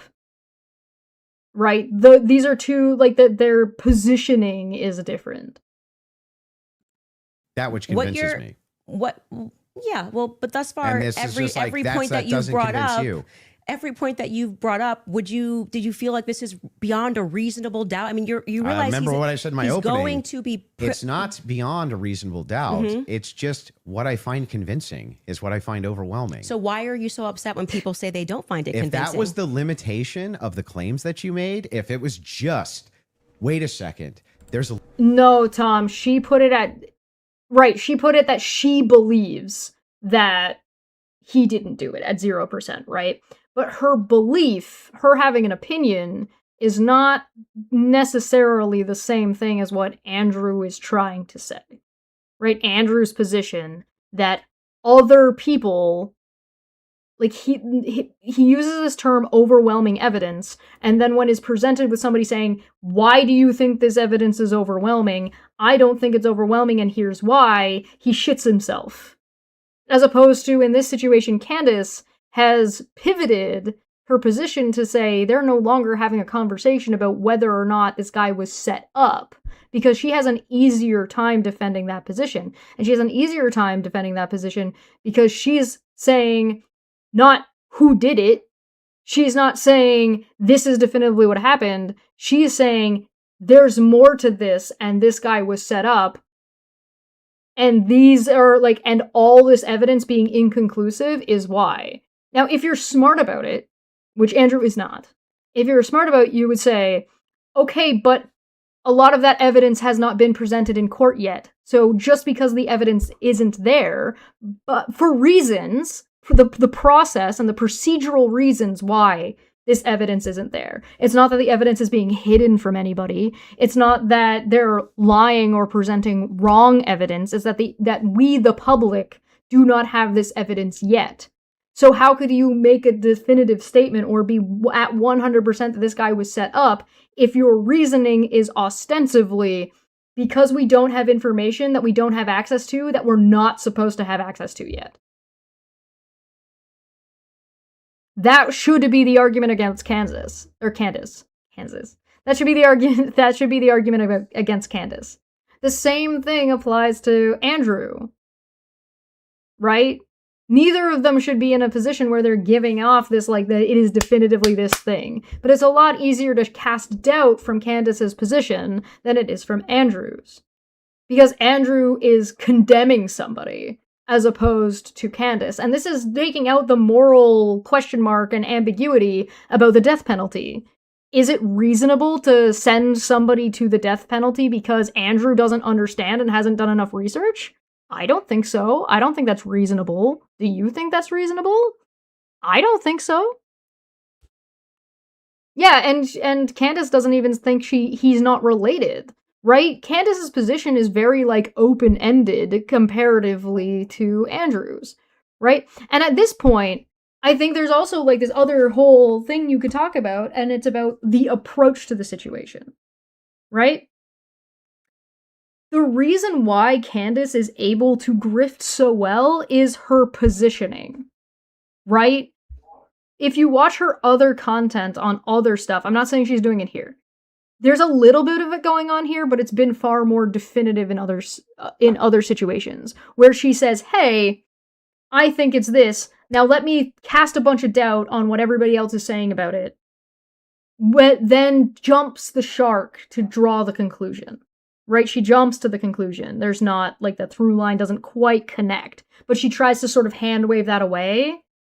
So, like, for example, like with COVID vaccines, right? She's like, oh, well, here's why you should be skeptical about this, and here's why you should be skeptical about this. But she starts off with, they're lying to you about the COVID vaccine, right? And it's like, okay, well, who's lying to me about what about the COVID vaccine, right? And then she says, well, look at this study, and look at that study, and look at this, and here's why we can cast doubt on this evidence and that evidence, and those might be reasonable things, but you haven't come to the conclusion that, therefore, the COVID vaccine is not effective, right?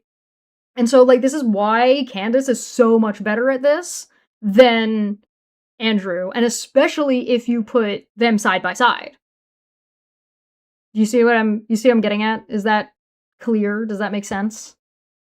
I'm not convinced that Candace has demonstrated yet that this guy was a plant, right? Like that he's the fall guy in this discussion.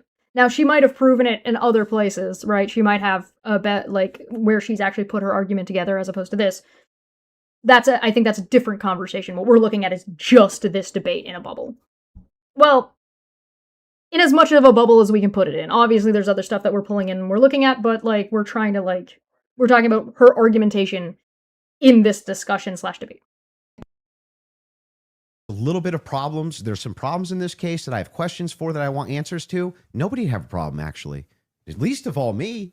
I would be the least likely person to have an issue with it, you, any of your fans, anybody saying. In fact, I've had tons of Discord calls about this. My position... Guys, he's had Discord calls about this. Do you guys believe him when he says this? Is he convincing? It's always been clear. Of course conspiracies exist.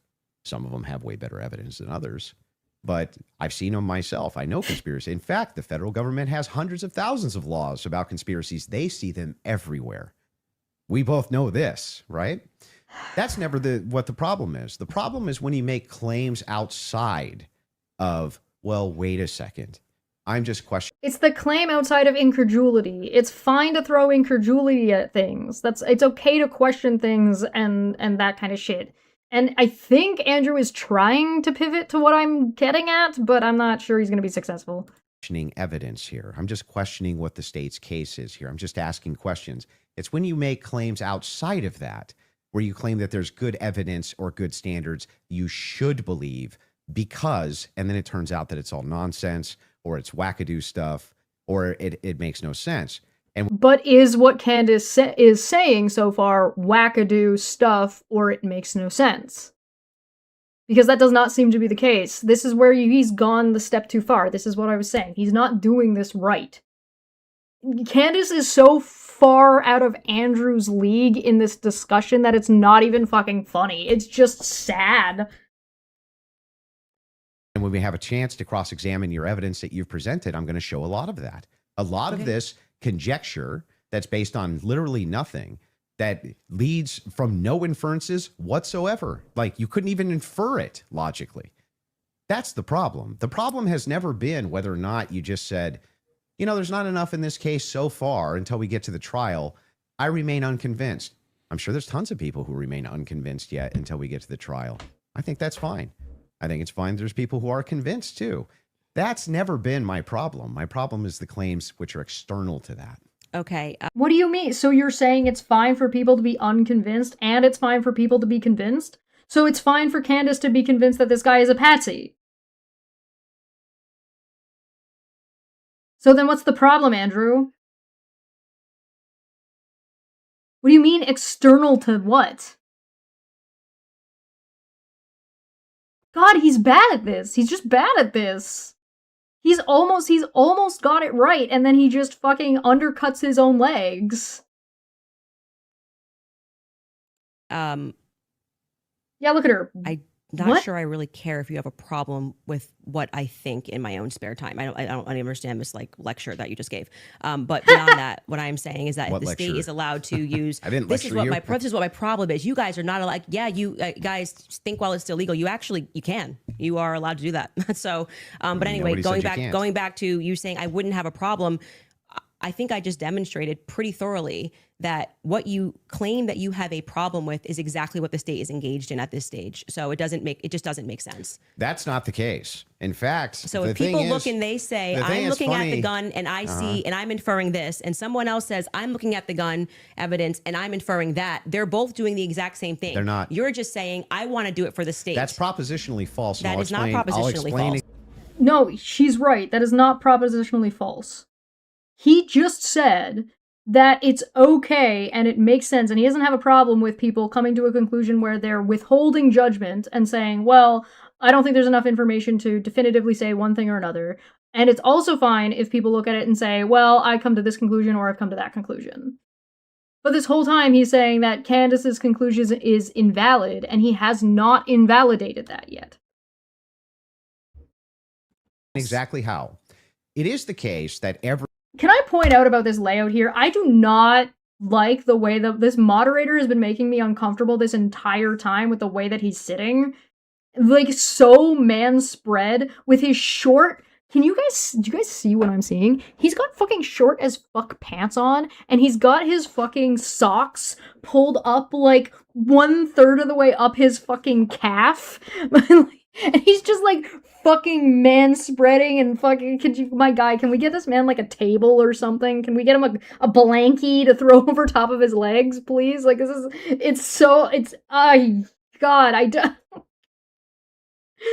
oh my god.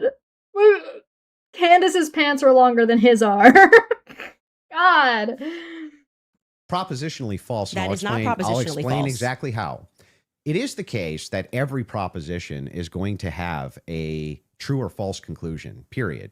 Wasn't this guy talking about logic earlier? Excuse me? Any proposition is going to have a true or false conclusion, period? Chat, you want to cover this one for me? Do I need to do this? I don't think I need to do this. I think you guys can do this one for me. You know.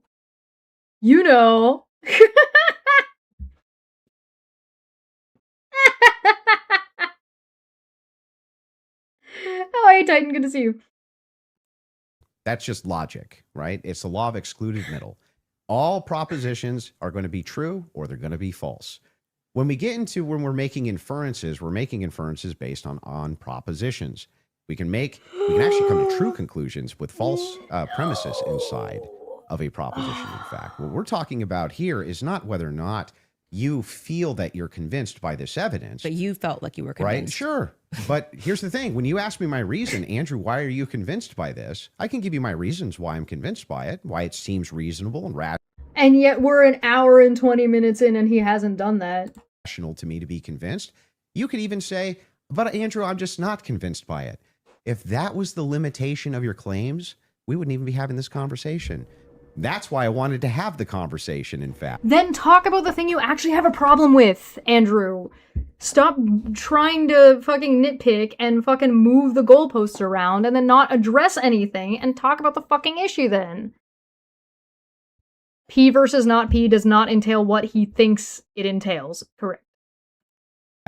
Was so that we could move into your actual claims that you've made, which transcend the idea of I'm just asking questions. Before we get into that, your team has one thing they want to show before you go into that. Okay. So if you want to pull that up, this is the prosecution filing showing defense had full discovery by April 1st. Oof. They did not. That's not true. Wait a second. Yeah.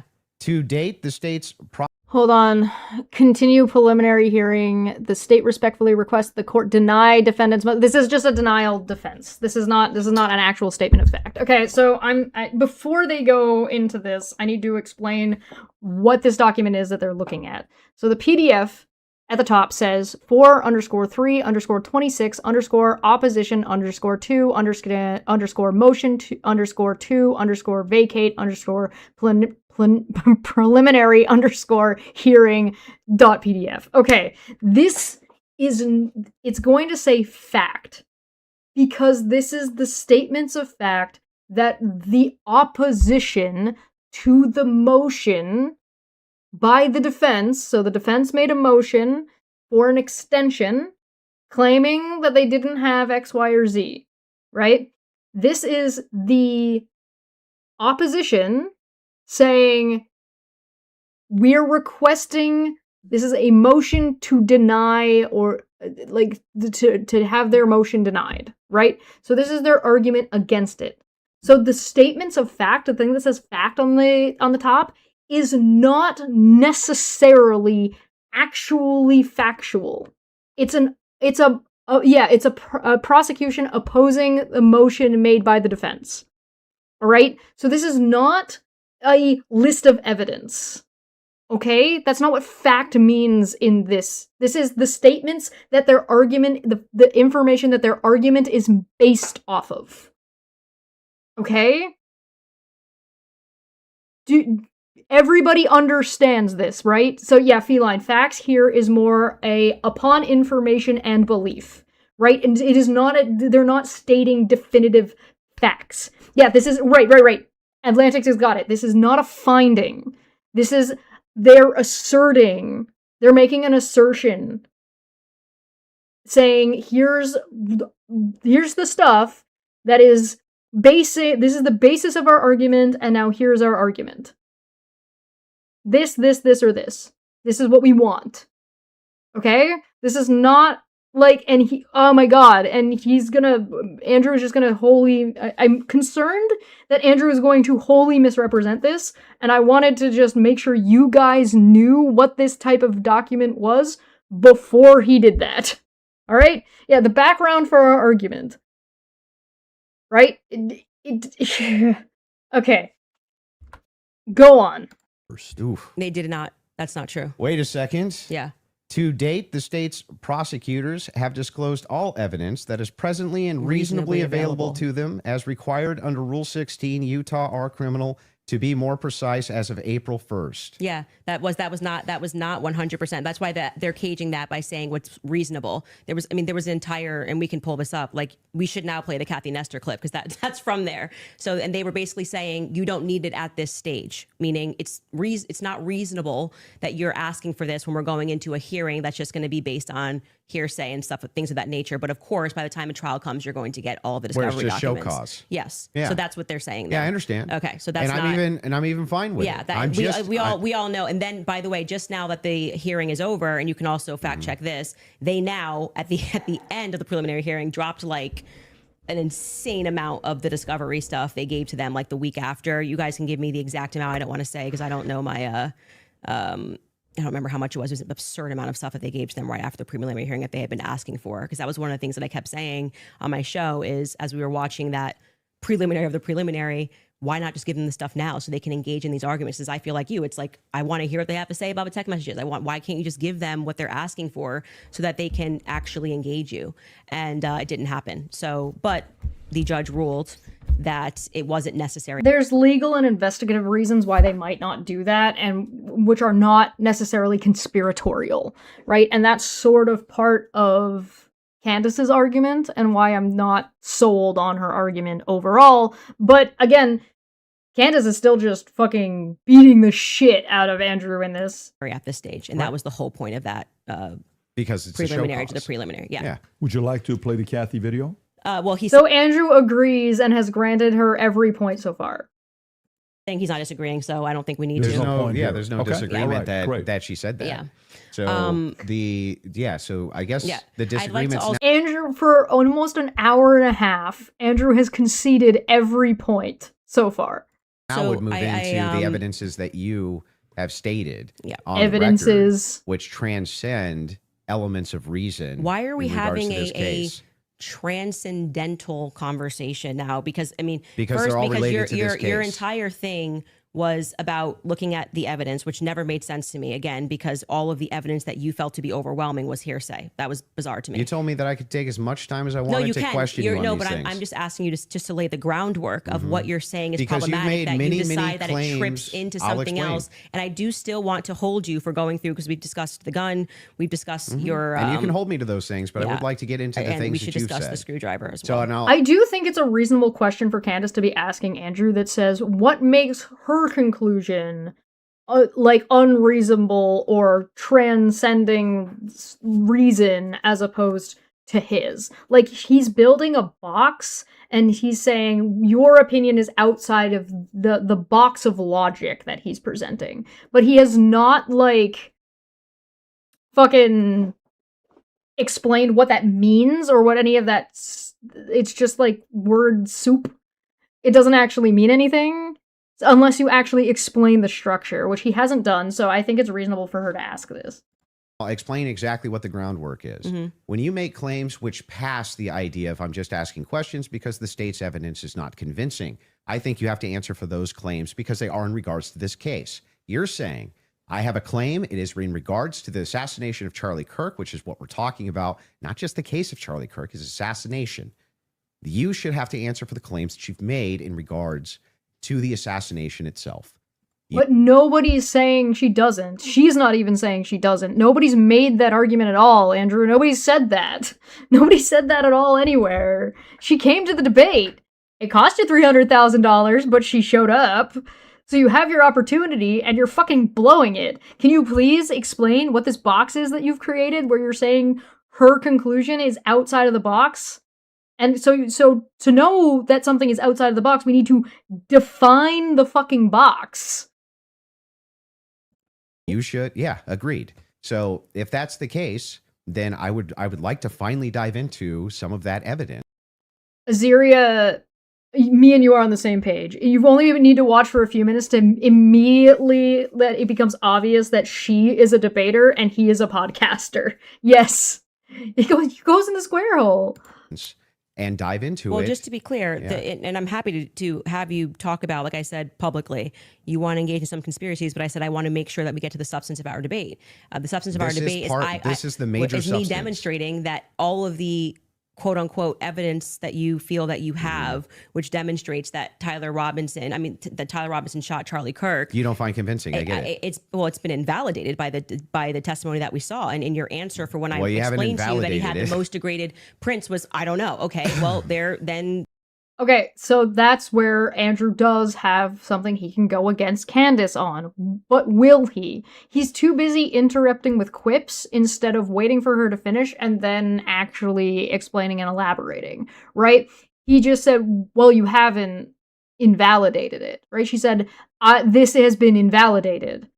And he says, well, you haven't invalidated it. But what he needs to do is he needs to wait for her to finish and then say, you haven't invalidated those things. Here's why. All you've done is throw incredulity at them. You haven't presented anything counter enough to demonstrate a different conclusion. Or demonstrate a conclusion at all. Right? And again, we're also all are in agreement that we're working on incomplete information and incomplete access for both. The hearing hasn't happened yet. We all agree that the hearing hasn't happened yet.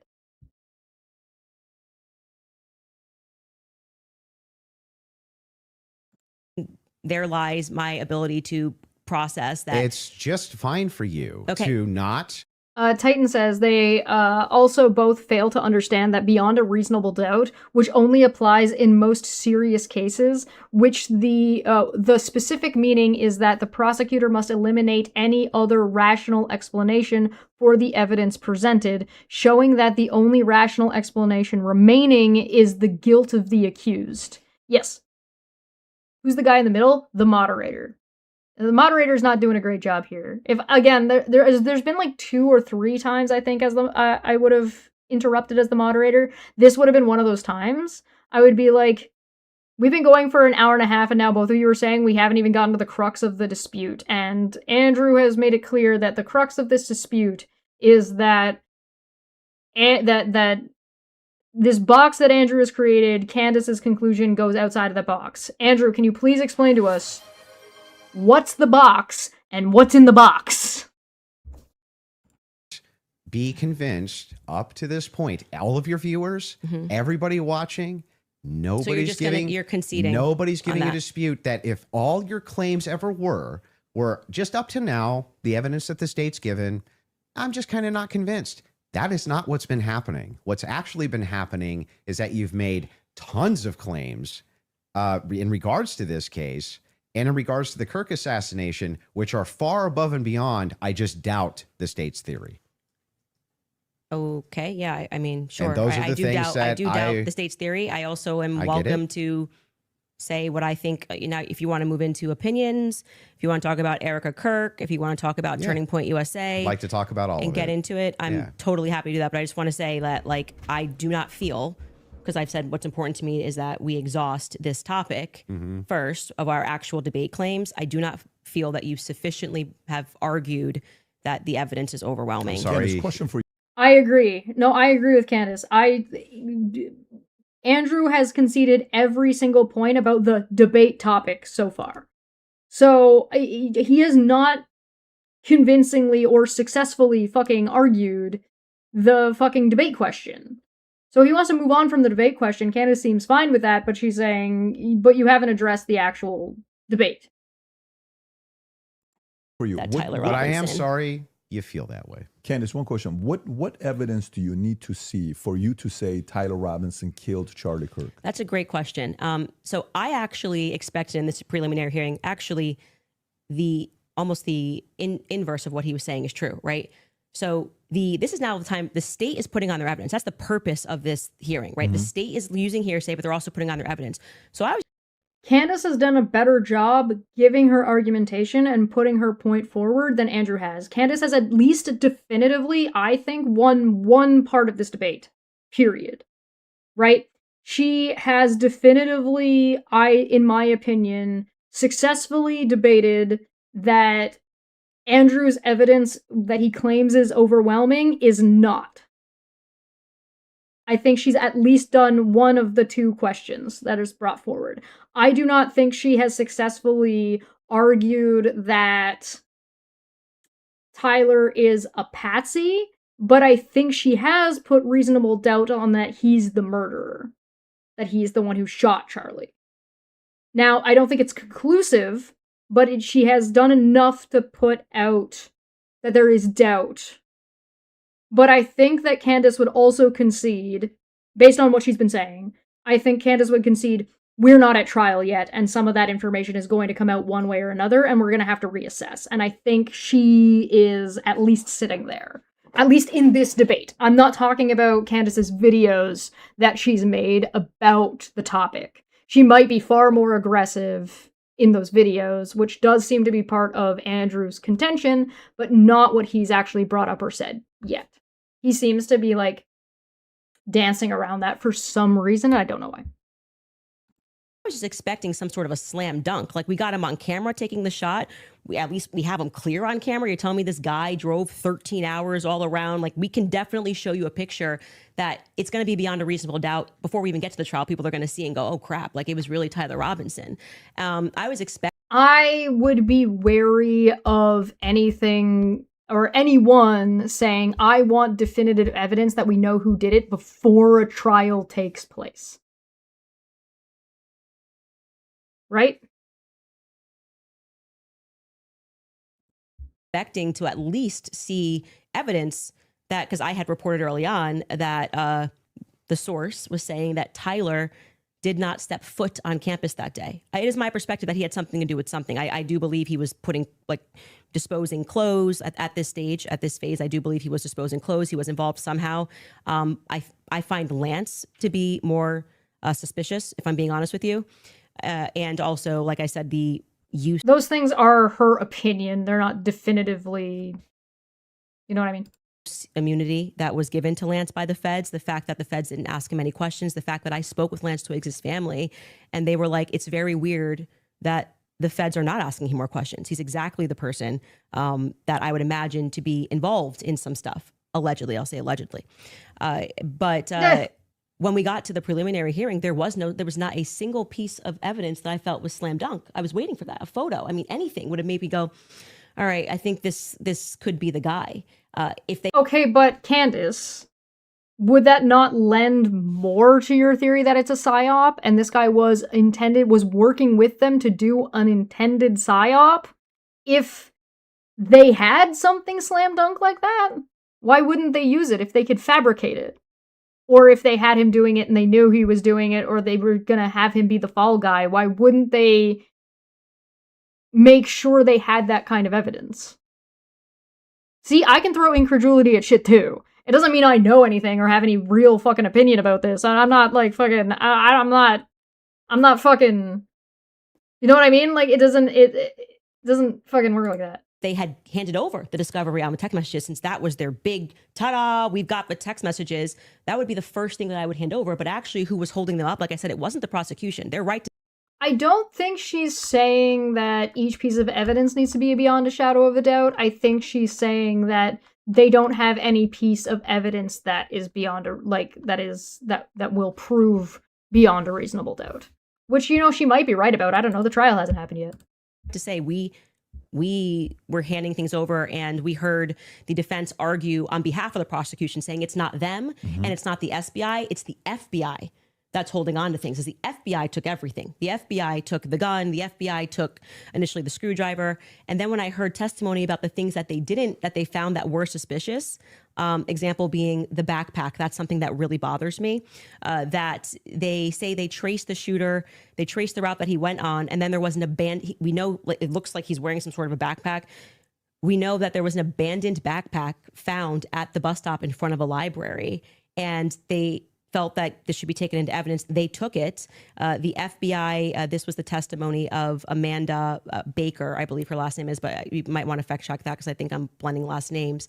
Yeah, Luigi Mangione is a different conversation. Well, maybe we can talk about it another time. Let me know if you're interested, and we'll pull up some stuff about that and we'll talk about it.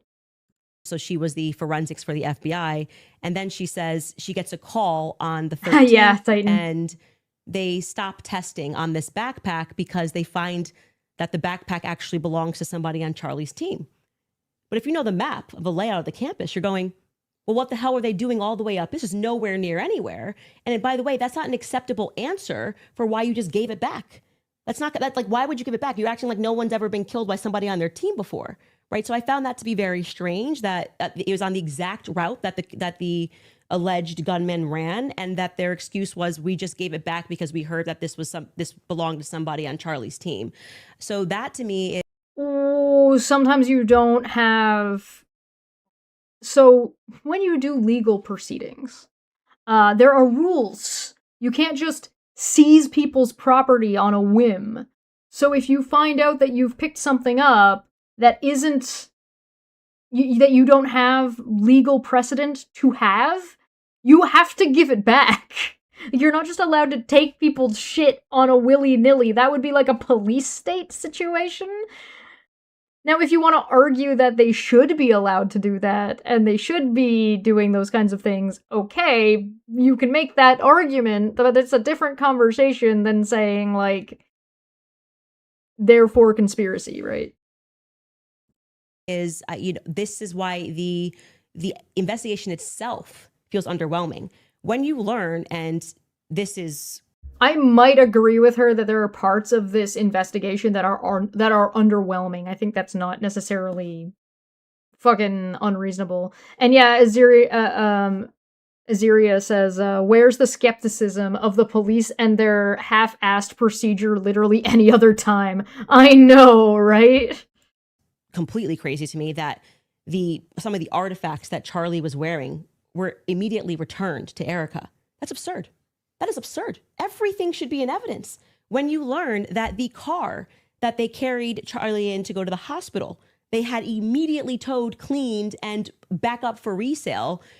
See, that I'll give her. That's kind of sussy. I'll give her that much. Like I said about like the over paving, the fucking this shit about the car. I might be willing to give her that. That's kind of sussy. That's absurd. that should be sitting in evidence. And any police officer that you speak to will say, or a person that's been involved in a crime will say, I didn't get my stuff back for years. That had nothing to do with anything. It was just around. And they kept it into evidence until the trial was over, and it has to be approved. I think somebody said by the attorney general has to sign off on giving you those objects back. And we were told this is all fine. And we see, this is just one example, Eric. I think you make a good point about just standard level of police incompetence, but I think the difference in this situation is how high profile the case is. So the incompetent, like, don't attribute to malice what you could be attributed with, like, incompetence or just being stupid. And so these things get highlighted more on a higher profile case when you have so many eyes on it, like, globally, like, whether we like it or not. I mean, I'm not a fan of it, but whether you like it or not, Charlie Kirk's death was talked about in multiple countries, right? And there are multiple people from all over the world that were talking about this. So it's a what I would call a high profile case, right? So at least I think it meets that level of criteria. So at that point, you have to think about, well, how much does the police care right away if they don't know it's going to blow up into a high-profile case or not? And should the police be behaving differently in a high-profile case versus a low-profile case, right? And the answer is probably you're not gonna be happy about it. You know what I mean? Like, it's not gonna be. Because the answer is the police are going to behave differently, which unfortunately just is the case. Like, for example, I didn't point out earlier when Andrew was like, well, I talked to my attorney. It's like, great, is your attorney fucking licensed in Utah? Because we're talking about a Utah-specific rule. America holding the crucifix. That should be in evidence. Irrespective of if you feel bad for her and think she should have it and it's sweet, that should be in evidence. Immediately paving over the crime scene. This is like the craziest thing ever. This is like defies common sense. You immediately, and when you heard the guy who did it actually go up on a podcast and explain, I got the call. They said it was a paver emergency. I've never in my entire career heard of a paver emergency. They had that doesn't really mean anything. So if you've ever have you guys ever seen like a water main burst? And when the water main bursts, it breaks through the pipe breaks, and then they have to dig it out, and they have to destroy a bunch of the concrete, and they have to fucking fix that shit up, do the piping, cut anything that needs to be cut, redo, and then repave it. It's not like it's had already had someone come up and dig up the dirt. So by the time he got there on Sunday, the dirt had already been dug up for him to lay down pavers. That is what people are looking at and going, this is weird. I think that is valid. I think that is that's one of the things that I think is kind of fucking weird. I think it's kind of fucking weird that this place got fucking cleaned and paved over. Usually this, like, something like this, and especially something this high profile, gets fucking, like, the investigation, the area gets taped off for some time before anything like this would be fucking done, right? Needs to be answers for why this was done. And he tells us the call came from the feds and the governor's office. UVUs washed their hands of it. And what he's saying sounds true, because we heard during the testimony, one person described the regions of who was in control of everything. Mm-hmm. The feds were in control of the courtyard. So in order for anybody to have paved anything, that was federal territory, so to speak. I'm maybe not using that in the best cop term, but the feds were in control of the courtyard. So these are things that I think should be answered for. Why are we doing things differently than you would in any other criminal scenario of keeping the evidence until we know more, until we're confident? The various decoys. I did it. It just doesn't look right. Okay, so go back to the question. So what would you need to see for you to say something? If they had, I was expecting, here we have him, he took the shot, here it is. And then I'd be like, great, a clear image of him on the staircase where I'm like, that's definitively Tyler Robinson and he was on campus. We got nothing. We got literally nothing but hearsay of people saying, but you basically get no case. what? You basically no case on planet Earth. You get the, Sure. oh, we got a picture. Okay, Here's him with the murder you're weapon. right. Here's Andrew Wilson is right about that. It's very rare that you get like this quote-unquote smoking gun evidence in any case. him taking the But shot. most of this doesn't take place on a college campus that has surveillance everywhere. Yeah, One but, clear image of his. But I don't understand when you're his asked car plates. If you you're know, asked like, the question, what would it take to convince? It'd be the same question be asked to me, Andrew. What would take to convince you that the oppositional is Patsy. true, right? That he's a patsy or something like that. Just good, clear, concise evidence that's been presented, right, and is being presented that I could go through and link all together to see if there's actually some clear picture of there being a patsy. That's what it would take from me. Okay. Just a good. You're both asking for the same thing.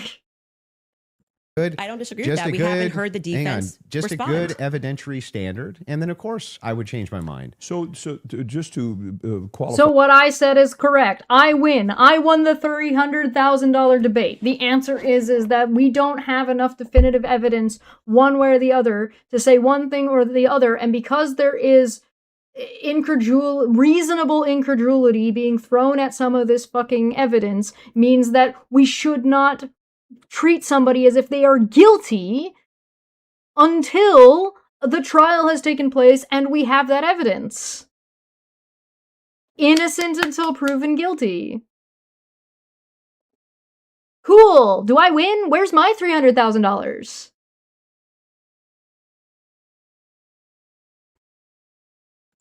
This. So there is a possibility in the next few months that you may come out and say, guys, it's done. Tyler killed him. Yeah. So you're saying yes to that. Yeah. I think it's very important for the audience here. Without question. For you, is there anything that you could see for you to say, yeah, this guy was a patsy? Of the government course, was I'm going to always follow evidence. Perfect. So my whole thing is just. But he doesn't define what evidence is, and he just gets to pick and choose what counts as evidence, and it's just a vibe check with him. And yeah, Feline is right. He's basically saying, I believe the opposition if they convince me, which is absurd. And it is, you're right, it's a tautology. She's like at least saying, I want a smoking gun, I want something clear and definitive. And he is saying, I just want the evidence. Then why are you drawing a conclusion, my guy, at all? They both have different positions for the same bad reasoning. And neither of them are correct. It's just that Candace is better at debating than Andrew is. It's really important to me.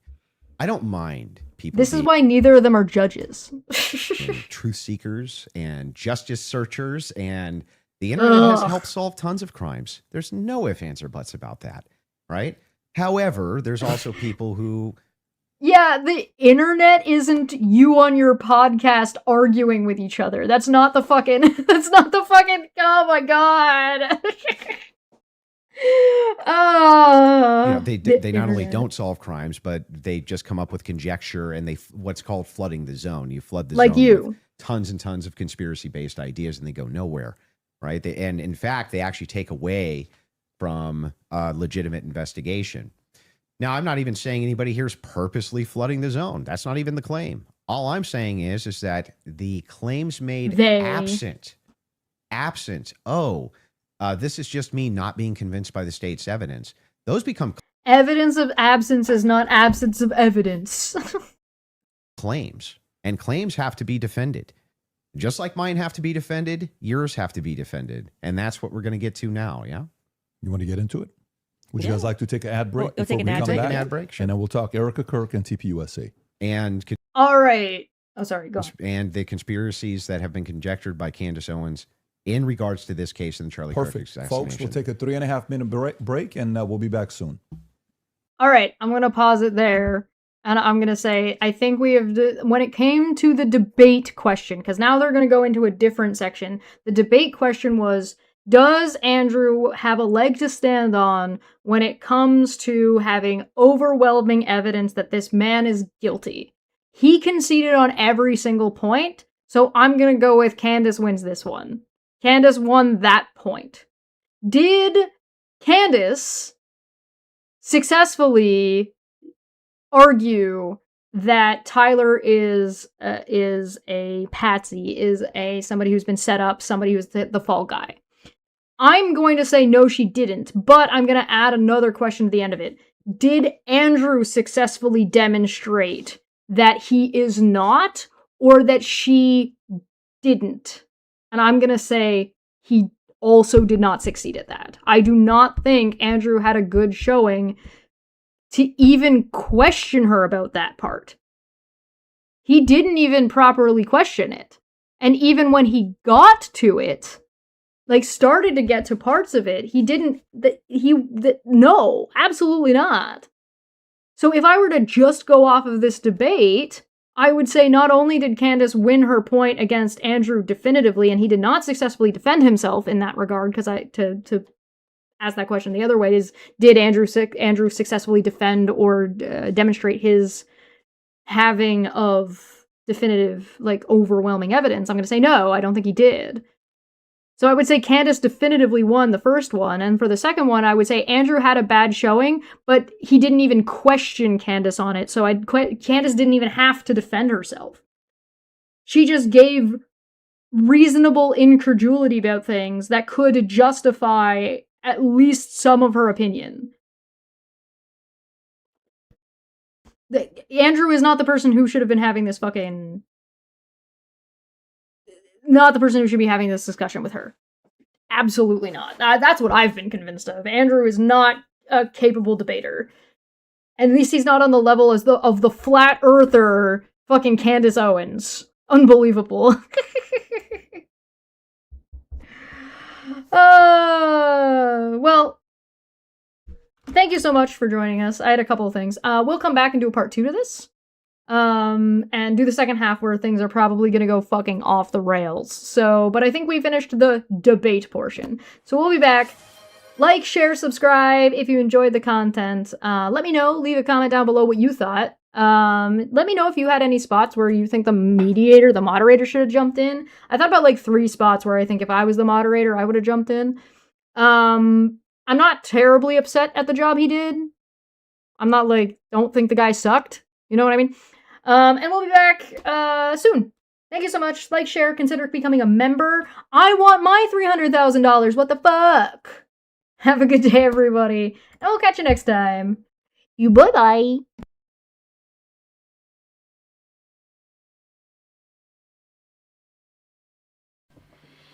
You don't want to be like this. This is disgusting. This is awful in every way. If I could kill it, I would. But I legally can't. But I've considered it.